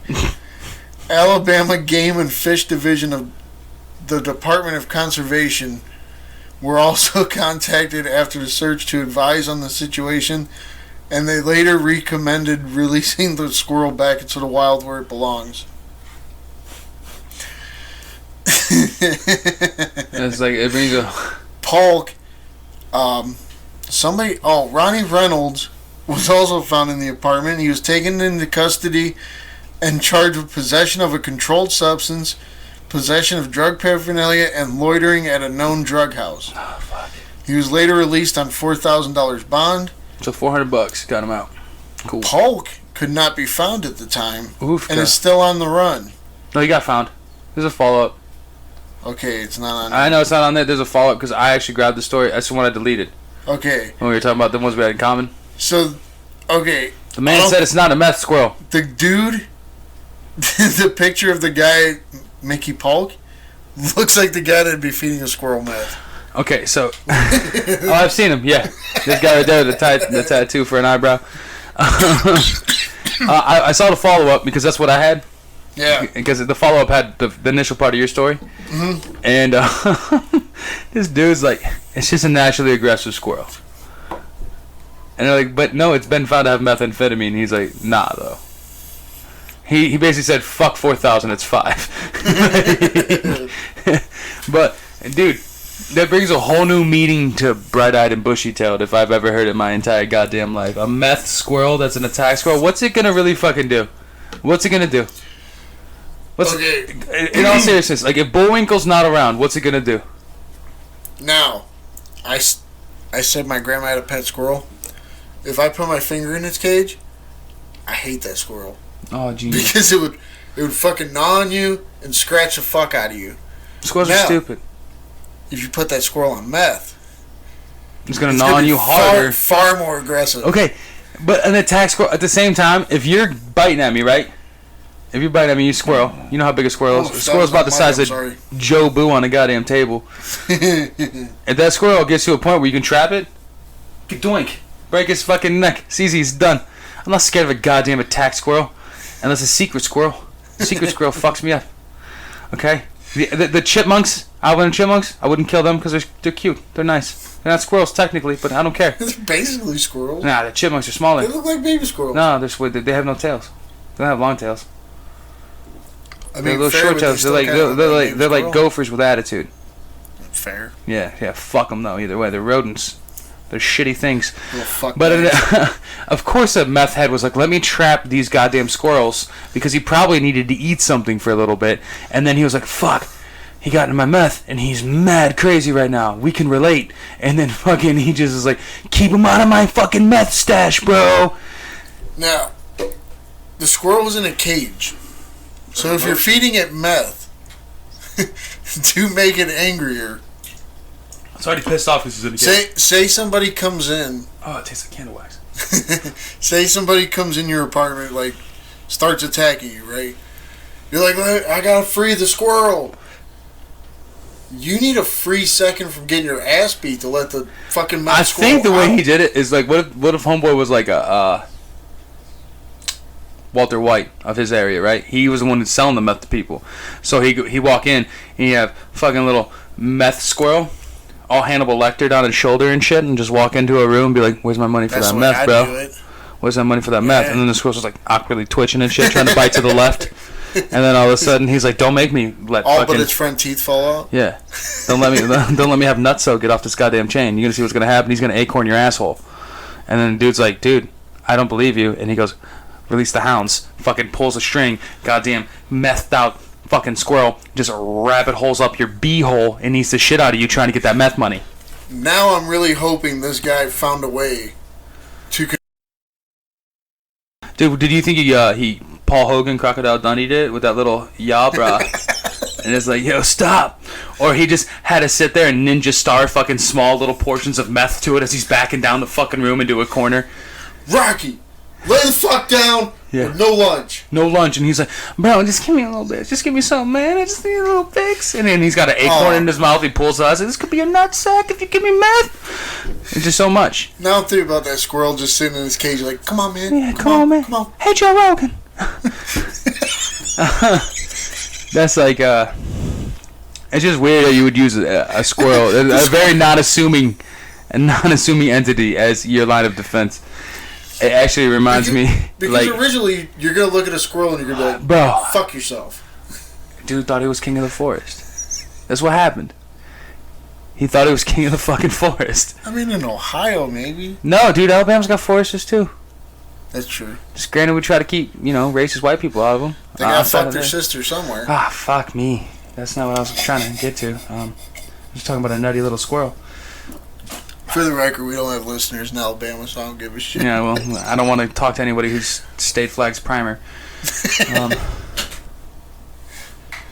Anyway, is that the last fuck story? We got another one. No, I got one more. All right, fuck yeah, hit me with it. Me and you actually saw this together the other day. Dope. So I got the whole story. An Alaska teen allegedly solicited by a man to kill her friend and send him videos for $9 million. An Alaskan teenager carried out a plot to kill her best friend, in quotes, after a man she met online offered her $9 million for pictures, photos, and video of her committing the murder. Cynthia Hoffman, 19, was killed June 2nd by a gunshot wound to the back of the head in Thunderbird Falls near Eklutna River, about 27 miles northeast of Anchorage. Denali Bremer, 18, was arrested and charged in the murder. The two teens considered each other their best friends. 4 other teens and the man who solicited the murder were also arrested in the case. According to the DA's office, Bremer allegedly planned the murder after a man she met online told her she would be paid millions for evidence of murdering her best friend. Authorities say Darren Schillemiller. Oh, that's a good name. Yeah, that's definitely somebody who's not gullible. 21 of Indiana, Shit. created a fake online persona as a millionaire from Kansas named Tyler and began basically catfishing this girl. Have you ever heard... No, you can keep reading the article after this one little snippet. Have you ever heard of a millionaire named Tyler? Nope. Fucking Steven Tyler and Tyler the Creator. That's it. Name another one. Maybe Liv Tyler, but that's related to Steven Tyler. Who's that guy that did the extreme home makeovers? Fuck him. His name's Ty. Yeah, not okay. Yeah, he's like a type of Indian food. Thai. Pad Thai. I don't know what it is. I'm white. The two began planning several crimes in exchange for money.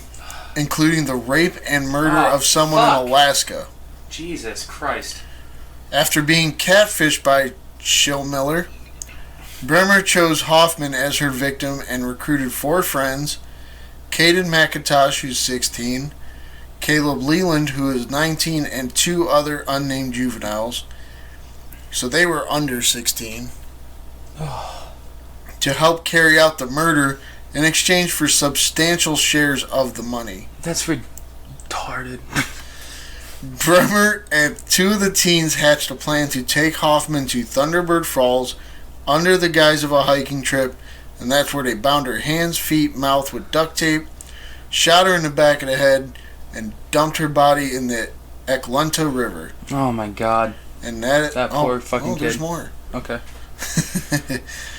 Bremer kept her end of the bargain by sending videos and photos via Snapchat. This is a Snapchat murder, buddy. It's the second one I've heard of. After the murder, the teens destroyed some of Hoffman's personal belongings, texting her family, saying they dropped her off at a nearby park. Police said there's no evidence Hoffman was sexually assaulted, so that's good. I mean I if you want to caveat somewhere, silver lining.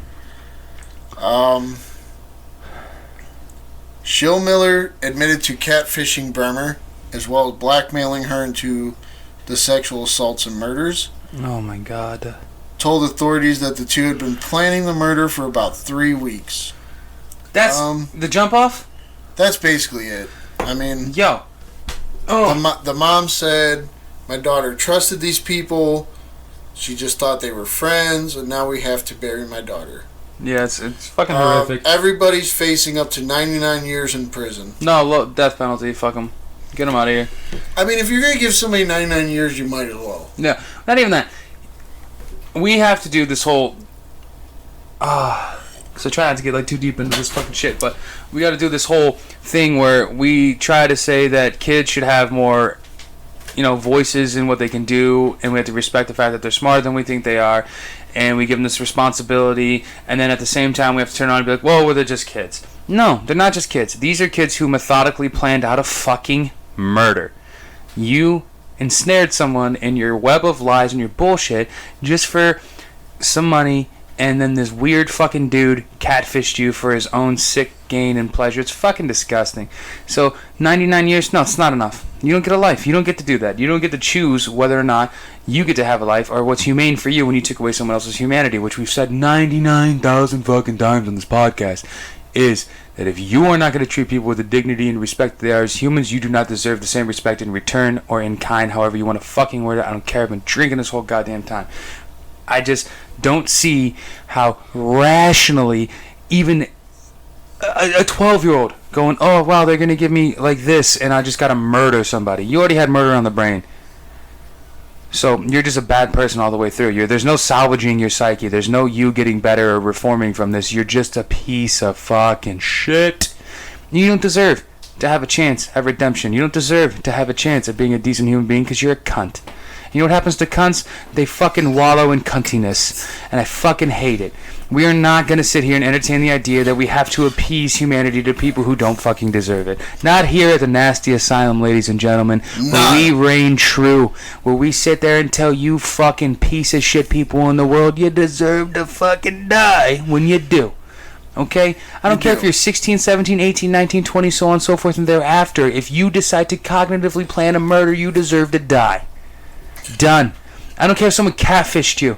Are you that fucking retarded? Okay. I'm sorry. I'm going to use the word retarded. One more second. I got a little couple more sentences, buddy. Go for it. One more thing about the whole thing. Are you that fucking retarded that you would not look at somebody on the internet who goes, I'll give you $9 million to murder your best friend on camera and sexually assault them and go, you're a fucking psychopath. This is ridiculous. No, you're a bad person from the jump. So you're either the worst human being of all time, which you kind of are already, as we can clearly see, whether you're 16, 17, 18, 19, 20, so on and so forth and thereafter, or you're just a detriment to society all the way through. We don't need you. Bye. Fucking bye. Kill yourself. We live in a world where, okay, I'm almost 36 years old. I know. Oh man, dude's got gray ball hairs and everything. I know. Girthy as shit, though. I know enough about the internet.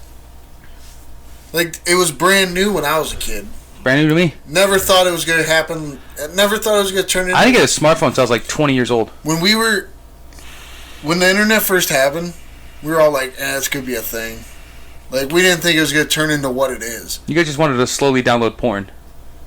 Yeah. That's basically what it was. That's what internet was for. So, porn and stealing songs. But even if somebody offered me money on the internet in any shape or form, other than like if we had enough listeners to start like a Patreon or something, I would hands down be like, you're a fucking idiot. I'm not falling for it. Yeah. This girl, 19, 18 years old. In 2019, by the way. Grew up with technology your whole entire goddamn life. The internet's been a big thing your entire life. Yeah. You know catfishing's a thing. You know... Murder's bad. Internet lies are a thing. Like, this guy didn't have millions of dollars. He just wanted to see how big of a dipshit you are. And, well, he deserves every bit of dipshitness that's gonna happen to. All of them do. Yeah. I will not let any blame be taken off any of them in my eyes. Nope. Not because y'all fucked up. No. Dude. You killed your friend. Like a cunt. 3 of you... helped. Like another pack of cunts. Helped or watched. Yeah. And then one dude was like, I will lie to you about $9 million to kill your friend if you just send me Snapchat videos about killing your friend. That's so ridiculous. So ridiculous. This is like... Honestly, when me and you first saw this story, we were like, oh shit, that's going to be something. I didn't think it was going to be this dark. Well, it's dark in a way, like, I don't understand where... Could you honestly, and this is like, obviously, we don't normally do this, but just humor me real fast. Could you put a price on a human life? I don't think I could. Somebody who's never hurt you, nothing. Nothing. No. No, there's not a price. They deserve to live their fucking lives. So again, we sit there, 99 years. Fuck your 99 years. Kill them. Get them out of here. Done. Over it. I don't know, 10 people I get along with in this world that I'm not related to. Yeah. Could you put a price of $9 million on my head? No. No. Probably 40 though. But even the people I hate the most, I don't want to kill them. I just want to tell you to fuck off and leave me alone. That's it. That's reasonable. Like, fuck off, leave me alone. Go live your life somewhere else. Not get 6 other friends to help you hog tie them and put them in a thing like that. Like, it's just fucked up. And you know people that we've worked with that I've been like, dude, I fucking hate that person. I want to fucking punch him in the mouth. Yeah, and that's as far as it goes. Yeah, I don't want to kill him. I want to punch you in the fucking mouth. Because you're dumb. Because you're an idiot. Yeah. I don't want to kill you. I just want to punch you a little bit. There's no reason to not let you live your life somewhere else opposite me. Yeah, and that's what I'm saying. It's like, this is just a bad person who thought they got the green light. They got the green light. Your best friend. Yeah. This is the person you claim is the closest to you outside of relation. But the same cloth. It's just fucked up. You're a fucked up bitch. And she should fucking... I'm so tired of, like, again... You're 18 years old, so I can say you're a fucked up bitch. You're an idiot, too. And your 16-year-old friends are dumb cunts. And the people who are even younger than that are also stupid. Because my kid's 8 years old, and when I tell her that she's not allowed to punch someone in the face when they're being mean to them, because you just take it. She shuts down and doesn't punch people in the mouth. She internalizes it because she's not an animal. She goes, I want to fuck you up, but you know what I'm going to do? You call me a mean name, I'm going to walk the fuck away. I've heard her do it. Yeah, she's like, I didn't want her to punch him. I had to leave. That's reasonable. And she's 8. She's 8. I didn't like this person, but... Yeah. In my head, I called them a dummy, and I walked She away. says dummy. God damn it, kids. Bring it back to when I was a kid. You still called them cunts when you were 8. It's allowed. But no. Because that word's only offensive in America. I know, dude. I know.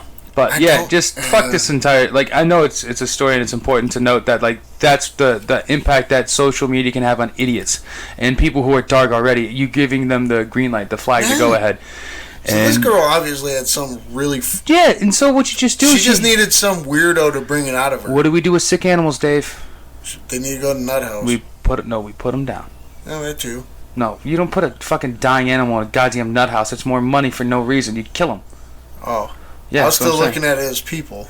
Yeah, she's a person that's not a nut. She's already done the deed. She wanted to do the deed. She needs put down. Put her down. She's a bad animal. Okay. Yeah. I completely misunderstood. Hey, we've been drinking, dude. We've been drinking. It's reasonable. Yeah, I know. That fucking fake Four Loko put me on that fucking balls. that kinky Four Loko. I got some fun facts. If you got another story, let me know. Oh, you brought it up earlier. Well, let's do the fun facts and then we'll hit the fan questions. All right. All right. See, Let's do we'll that. do it real fast. We like to end on the fan questions because they took a lot of time to be a part of this. All right. So here's fun fact number 1.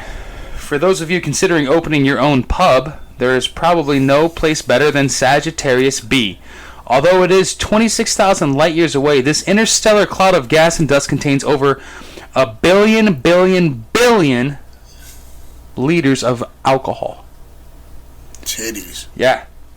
Okay, so it's not really drinkable, but it's completely an organic compound that is critical to the existence of life and the fermentation of booze.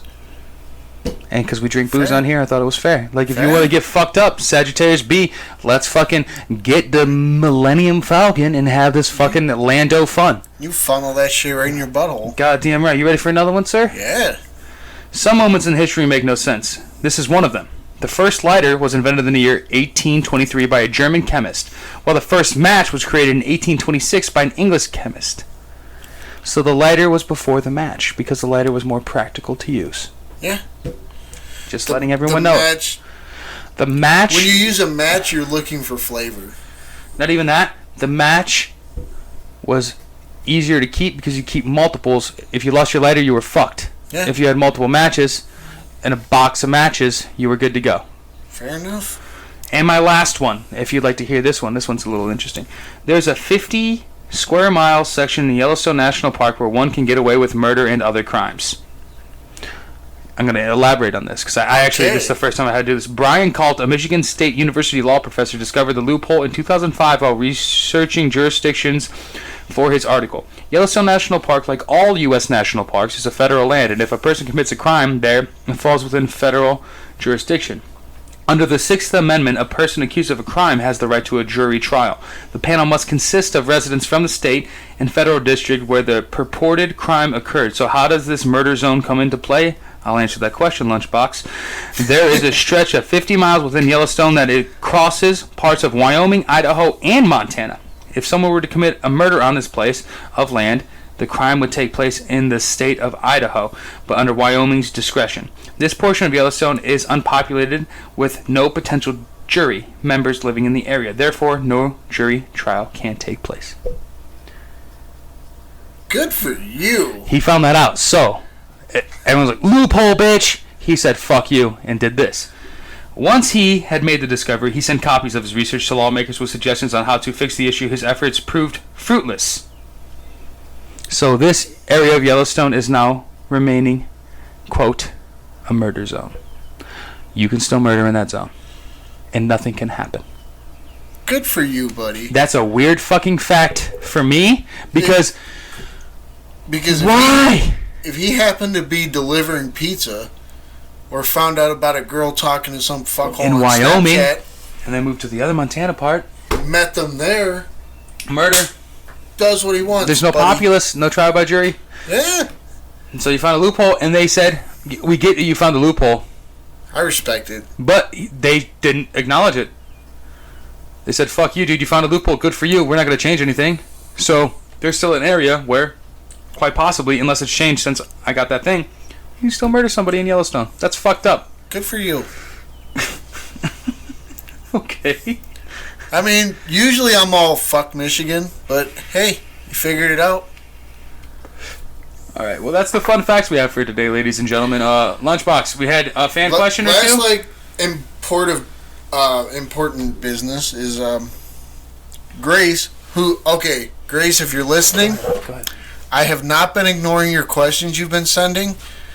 I've had to do extra work to pull the articles because when you message me, it's hard to... I can't copy the links to my notes that I bring to the show. Alright? If that makes sense to you. I'm not ignoring when you ask me questions. But, she's asked me and Doug what our... she was in... She brought to my attention the teacher beating the student over the drug deal gone wrong. Also, Grace has asked what mine and Doug's feelings are on movies that are releasing extra footage, such as they said they're going to do an Endgame at the end of the month, or towards the middle of July or something like that. They're going to re-release the movie with like 10-15 minutes extra footage. For me, it's don't do it, because now it's just chasing. You're just chasing Avatar now. I don't feel you're doing it for any other reason other than you thought you were going to beat Avatar. You haven't yet. So you're like, if we release it again and do like another 2 weeks in the theater, we're going to beat them. I feel like that's all it is.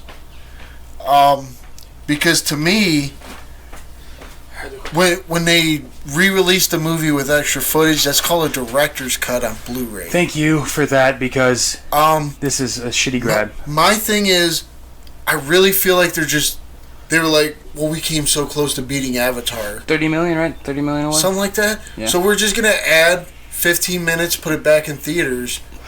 The funny part, it's not even 15. I know the exact amount of minutes. I read an article. Do you want to know how many more minutes? 6. Yeah, fuck ass. Because, like I said, if you want that, do they sell like director's cuts on Amazon or anything? We haven't got it yet. They haven't had any slated copy release dates for Endgame at all. Okay. Because they had it and then they decided to re-release because they're chasing the dragon. Yeah. Here's my beef. I don't think, because the Russos said they don't care. And I believe them, because the Russos seem like normal dudes. It's not even. I don't even think it's Feige either. So I know exactly who I think it is. It's Disney. It's Disney. Yeah. They're like, we can beat Avatar if we add the 6 minutes and re-release it, and people are gonna be like, let's go back to the theater. We're gonna watch that 6 extra minutes we didn't see. But okay, you make fun of me a lot because I'm the dude that goes to the theaters. I'm going to tell you right now, Endgame was an experience. I agree with you. I will give it that. I agree with you. That was the one movie theater experience I ever had that was like a true experience. Mm-hmm.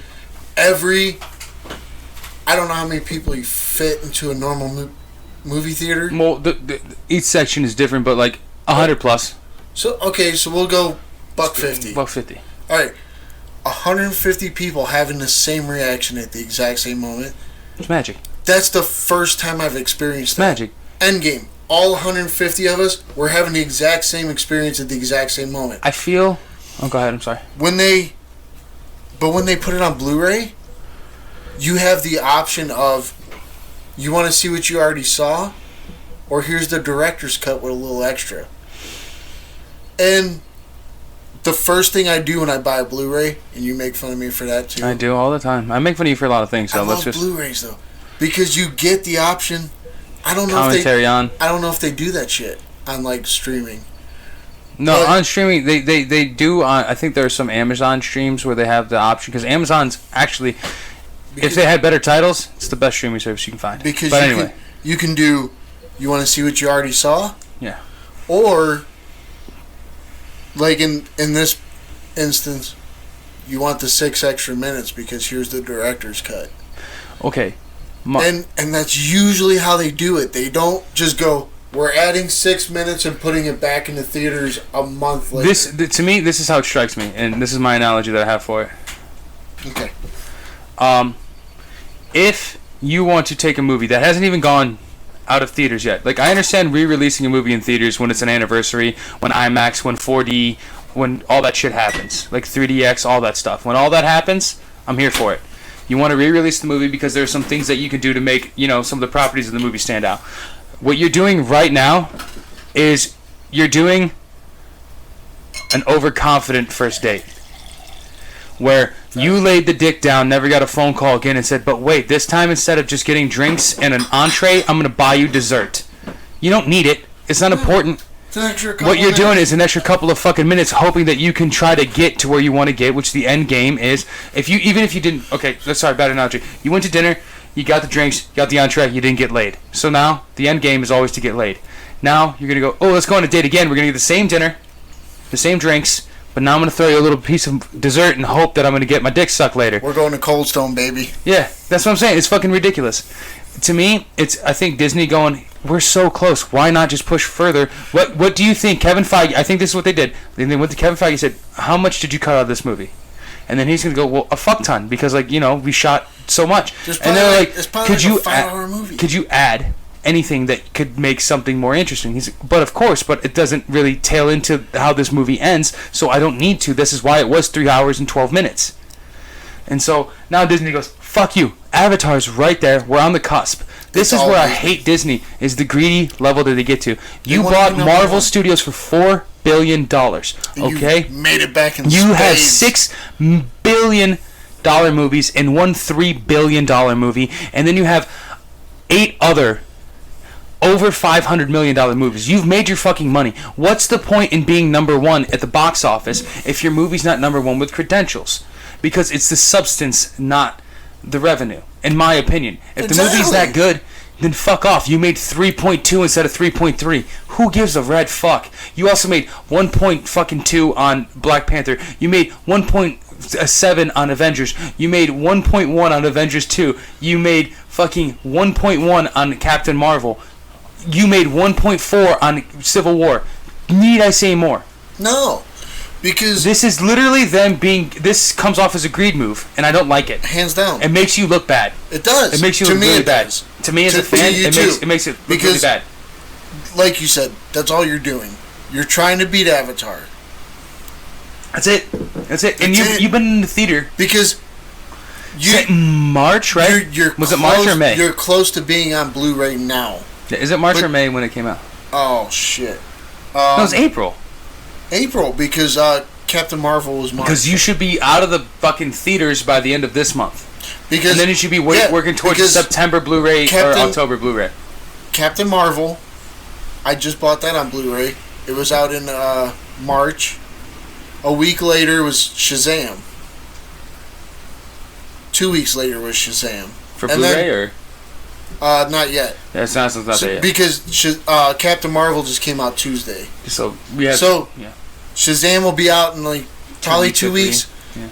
2 weeks after that should be Endgame, because Endgame was 2 weeks after Shazam. Because you can take a back door for it, but if you're gonna re-release it just for the sole purpose of beating Avatar, I don't care. That's bullshit. Out of the top 5 highest-grossing movies, they have 3. They have 3. Marvel has 3. I'm gonna tell you right now. You know the only winner of this? James Cameron. Zoe Saldana. Oh, because she's been in both. She was in both. She'd be in the top 2 movies of all time. She's already in the top 2 movies of all time. Yeah. So it doesn't matter. I mean, but flip either a way. Coin. Yeah, flip a coin. Way. But Disney just wants to have that best number 1 box office ever. But Disney has Star Wars. Disney has Marvel. And the fact that you brought Force Awakens out, okay, you should have hit this mark with Force Awakens, because you've had blue-balled Star Wars fans for years who fucking were so disappointed when George Lucas did the prequel trilogy. Yeah. We wanted our Star Wars back. That's fair. And you gave it to us. You should have beat it then. Okay, here's the reason why I'm going to say you're never going to beat Avatar. And here's why. The time it was released. It's the same reason why Titanic in 97 is still holding water now. It doesn't add up now with the CG, the storytelling that we have now, the writers that we have. No, I'm just saying, but it's one of the highest grossing movies of all time. Yeah, I know. Avatar is one of the highest, because what James Cameron did at those times was he launched those movies the way he did at the right fucking time. It's all a matter of timing. So when you're gonna do the MCU, you built the culmination of over 11 films to fucking 11 years, 22 movies. Well, fuck all of my life. Sorry. No, you're right. It's fair. It's fair. So again, you got your money in spades. You're fine. Shut the fuck up. Don't re-release this movie for 6 minutes of footage. You've already said after Far From Home, you don't know what's happening because there's no end credit scene for Endgame. There's not. No. So what are you gonna do? You're gonna show the first 2 minutes of fucking Far From Home? Oops. Don't care. The reason they didn't do that was they wanted to give because characters their thing. I understand that, and also they wanted to make a speedy thing for other viewers to get to the movie faster, and they didn't want to do a cutscene at the end because it was already a 3-hour and however long movie. Another thing is you've given me movies of characters that I didn't think I was ever going to get. I actually was an Ant-Man person. I liked Ant-Man. I thought it was kind of cool. You know, I can be 60 feet tall, or I can be... Well, that's Giant Man, but yeah. I know. I'm just busting your balls, buddy. You gave me that, and you made $900-some million off of it. $960 million. Yeah. Almost $1 billion. You've made your money in spades. You made your money in spades for what you paid for Marvel. Yeah. Marvel has paid for itself and Star Wars. Mm-hmm. You don't really need to chase this dragon. This dragon, because what you're doing is you're coming off as petty. It's petty and it's catty. And if you push back your Blu-ray release and your iTunes release, your digitals, yeah. If you push all that back because you're like, we released another 6 minutes, 6-7 minutes in the theaters. Which has never been heard of, by the way. It's never happened one time. No. Never in one. This is literally. It looks like that's why this looks so petty. Yeah. Because it's never been done. It's never been done. And they are a cunt hair away from Avatar. And you know what? One weekend puts them where they want to be. But actually it doesn't, because they just had a $3.4 million weekend because at the tail end. It's the tail end. Everyone's already seen it. Everyone knows the spoilers. Everyone's seen social media. Yeah, but if they're $30 million away, 10 more weeks they should have it. But if you do this, and you're not going to go back for that 6 minutes. Yeah, 2 weekends. 1 weekend, 2 weekends, you get you got what you want. But it feels gross. It's gross. It is. It feels gross. I'm completely against this. I love Marvel. I love what they've done. I'm completely against this. It doesn't feel. You're just being petty. You're being a petty bitch at the party right now. Yeah, it's like. Here's how it is. Four guys hit on the girl in the corner. Exactly. One guy's hit on you. That's why you're being the bitch you are. I would actually kind of flip the inverse. It's like 4 girls have hit on you, but 1 person hasn't. Yeah. And so what are you going to do? You're going to go take your shirt off? You're going to trim your beard? You're going to look exactly the same. Trim them pubes. Yeah. Then you're going to walk back and be like, but I'm here again. So come on, look at this. What's up? It's obnoxious. It's not the way... Nipple, baby. Yeah, check that fucking double nip, baby. I got to milk that nip, bangus. And then that's what you do. It just doesn't work conducively for somebody who's worried about the actual artistry that you've put out in the last 11 years with 22 films. It's like, this is a long story format. This is storytelling at its greatest. Respect that. And understand, maybe you didn't beat Avatar 1 movie for 1 movie. You didn't go 1v1. But you won the war. You didn't win the battle. You won the fucking war. You've won the war hand over fist. Again, in spades. You fucking got it. Why are we doing this? It just, at least a bad taste in my mouth, dude. It's like I'm still drinking this shitty, kinky fucking black raspberry. Or this Mississippi mud. How's, Avatar? They've got sequels coming out until 2027. 2027. Yeah. So don't care. You're still fighting one fucking movie. Because I don't think I've heard of the next Avatar coming out till 2021. The earliest. The Avatar 2 is 2020 late or early 2021 allegedly. We still can't get there. It's been 7 years since the first movie. So people hype train goes down. Hype train goes down. Don't care as much. Yeah. Hey, we can only see the Last of the Mohicans, Last Samurai, Dances with Wolves, goddamn story so many fucking times before we don't care anymore. By the way, I love Last of the Mohicans. It's a great movie. And this is the same formula. But it's the same fucking formula. Oh, it is. Hands down. We've seen it 100 times. Last Samurai is a great movie. Same formula. Join the tribe you were fighting against and fight on their side because you understood where they came from and then you assimilated, and it's a love story. It's great. It's amazing. However, fuck you. We don't need to chase Avatar. As fans of comic books, we don't. Nobody cares. The only people that care perfect is example. Disney. Sorry. Perfect example. DC could have released that Snyder Cut and made so much more money. Oh, hands down. Didn't. I'd buy 5 of them. Didn't, though. Why? Didn't need to. You already made $1.6 billion on that movie. They made their money back. Yeah. And so, same thing with BVS. You could have made a better BVS. You could have done some there were cut scenes that you can see online that make the movie make more sense. And they were like, you know what? We didn't put it in the movie because this is the movie. And we still made $998 million on a $200 million budget. Yeah. So fuck off. Like, why are we worried about that money that much? It's so ridiculous to me. So Disney, here, you had Aladdin, Toy Story 4, Incredibles 2, all the Marvel movies, and you got a collaboration with Sony Pictures for Far From Home. Fucking relax. Don't do this. Do not do this. Once you said Aladdin, It's made like I don't know if anybody's seen this. I don't know if anybody's seen this. I like Will Smith. I do. If someone's going to tell me Will Smith plays a part better than Robin Williams, it's not what's happening. Eat dicks. But even Will Smith said that. I've heard it a few times. But even Will Smith said, he's like, this is not the same kind of genie. Yeah. It's not what we do. And that's fair. I'm glad he said that. Yeah. But there are people that are saying it. Classy fucking dude. He's a classy dude. There's people saying it, and if you're my age, and you're saying Will Smith was better than Robin Williams at anything that involves hilarity, eat dicks. Well, that's fair, but at the same time, bro, come on. I've never seen either, but thank you. I just know Robin Williams is a truly funny man. Yeah. And that's fair. And Will Smith's a funny dude, he's just not Robin Williams funny. But all we have to do is just take away from that. Disney, you're making all the money. Just stop. You got a Star Wars movie coming out. You do. Stop. And I'm going to watch that shit. Yeah, it's going to be because you're going to give me my last fucking look at Carrie Fisher. And it's $1 billion movie right away. I love Carrie Fisher so much. I know you do. Just like you love that fucking shitty Pineapple Reds. I don't love it. It's alright. But I am going to say... It doesn't go down that good right now. What we are going to caveat is, Grace, yes, we do agree with the fact that we don't think this is a necessary thing. It's unnecessary as fuck. It doesn't make sense to us as fans. I think it cheapens the product. I don't think it shows that we have initiative to be better as fans or anything like that. It shows that it is now just initially driven by dollars. And I don't like that anymore. It takes away. And again, I know I said it a few minutes ago. I did not ignore your questions.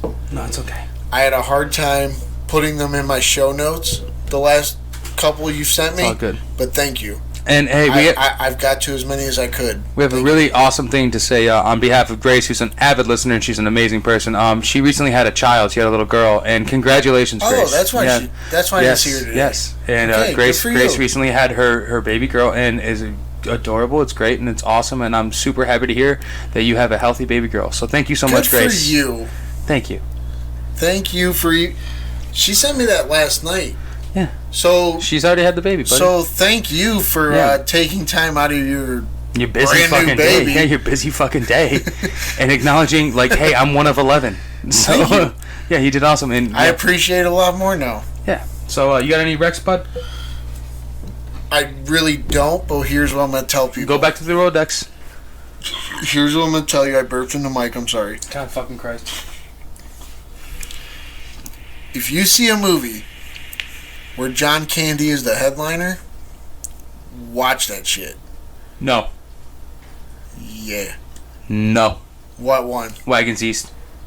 Okay, skip that one. That's fair. Uncle Buck, Great Outdoors. Fuck, watch Stripes. I don't care. Watch something with John Candy in it and feel good about yourself. The best thing John Candy has done, for my money, that took him out of his element and he was still hilarious and great. Who was Harry Crumb? No, that movie is great. I'm just saying, Crumb? You see John Candy in something? Click on it. It's worth it. Watch it and feel good for a couple hours. Hour and a half, whatever the fuck it is. I don't care. Feel good. Uncle Buck. Uncle Buck's my favorite. It's good. The only way you could remake that movie, you can't. Is with me. Because you need to use like Chris Farley or me. Or another one of us. I don't care. Me. Another heavy, funny actor. Yeah. Simply for flipping the pancake with a snow shovel. That's reasonable. It's a very Canadian thing to do. Without a heavy actor, that scene has like no weight. No, because that's a pun intended. That you should use that for Father's Day, you piece of shit. I didn't mean it. I didn't mean to do that. But so your recommendation is anything John Candy? Click on it. It's worth it. That's it's your so thing. Good. Guess what I recently just watched? It's on Amazon. Prime Video. The Golden Child with Eddie Murphy. Oh shit, dude. Is it good? Holds up. Does it? Holds up, bro. I like it. I like it. I was see 80s icons. Yeah, there's some movies that hold up, and The Golden Child, it gives you your action, it gives you your comedy, it gives you your mysticism, it gives you everything, and it's a really fun thing. It's a heartfelt story about a man finding out what it's like to love something other than himself. Because you find out that Eddie Murphy takes his trip along as a detective, as a cop, because I guess Beverly Hills wasn't enough. And then he just figured that out. Like, he couldn't be Axel Foley all the time. He couldn't be Axel Foley. And so he goes to Tibet, and he has to find the golden child, who is this, like, sanctimonious, like, you know, is that the birthright. one where he tries to be Buddha? Yeah, he's like, okay, I want the knife, please. I'm in. Yeah, exactly. And so you get to see this like almost coming of age like father-son story where he assimilates himself, that he's so selfish the whole fucking movie, and then eventually there comes a point in time where he realizes that there's something greater than himself and he loves more than himself. And this ties into the fact that, like, I also just watched a Lucifer episode because I fell off of it because you blow it too much and it pisses me the fuck off. Fine. Because if people blow it too much, you know how the fuck I am. I'm like, no, I'm the same way. Yeah, I'm like, oh, it's amazing. You eat my dick. But then I watched this episode of Lucifer last night, and actually, like, I almost teared. This is how good they did it, and this is what really fucked me up about Lucifer, because I've been off the bandwagon. You know how I do. Padre episode. Black Padre with the spider. Okay, I'm in. And Lucifer befriends a priest in this episode, and he never wants to be part of the cloth. And then, unfortunately, something happens to the priest that makes Lucifer feel even more human than he's ever felt in his entire life. And there was literally, it's just for Lucifer. It's just for Lucifer. A gut-wrenching moment where I had welled up tears because I understood what it was like to love somebody you never thought you could love in your entire life, and then you did it. That actor's so and good. He was amazing. The rest of the fucking show, hot garbage. I don't give a fuck. It's just, nah, fuck her too. Magic King can eat all of my fucking dick. Nicely though, because she's hot. But that Lucifer scene, fucking amazing. So I guess basically what we're saying is that if there's a coming of age father-son story, father-daughter story, mother-daughter, mother-son, watch that. And John Candy, John motherfucking Candy. God, I love John Candy. So with that, ladies and gentlemen, please just hit us up. Tell us if we're fucking up. Tell us if we're doing great. Let us know what you want to hear about. DM us. Continue to just show the support and the shares that you do. We appreciate all of it. We love the love. And we just want to keep doing this so you guys, you enjoy yourselves. Rate, review, share. Tell your friends. We don't have your friends. We don't have your friends. We don't have your friends. I want to have your friends. If you could not over for a beer, but over for a sandwich. I'll say this. Rate, review, tell your friends.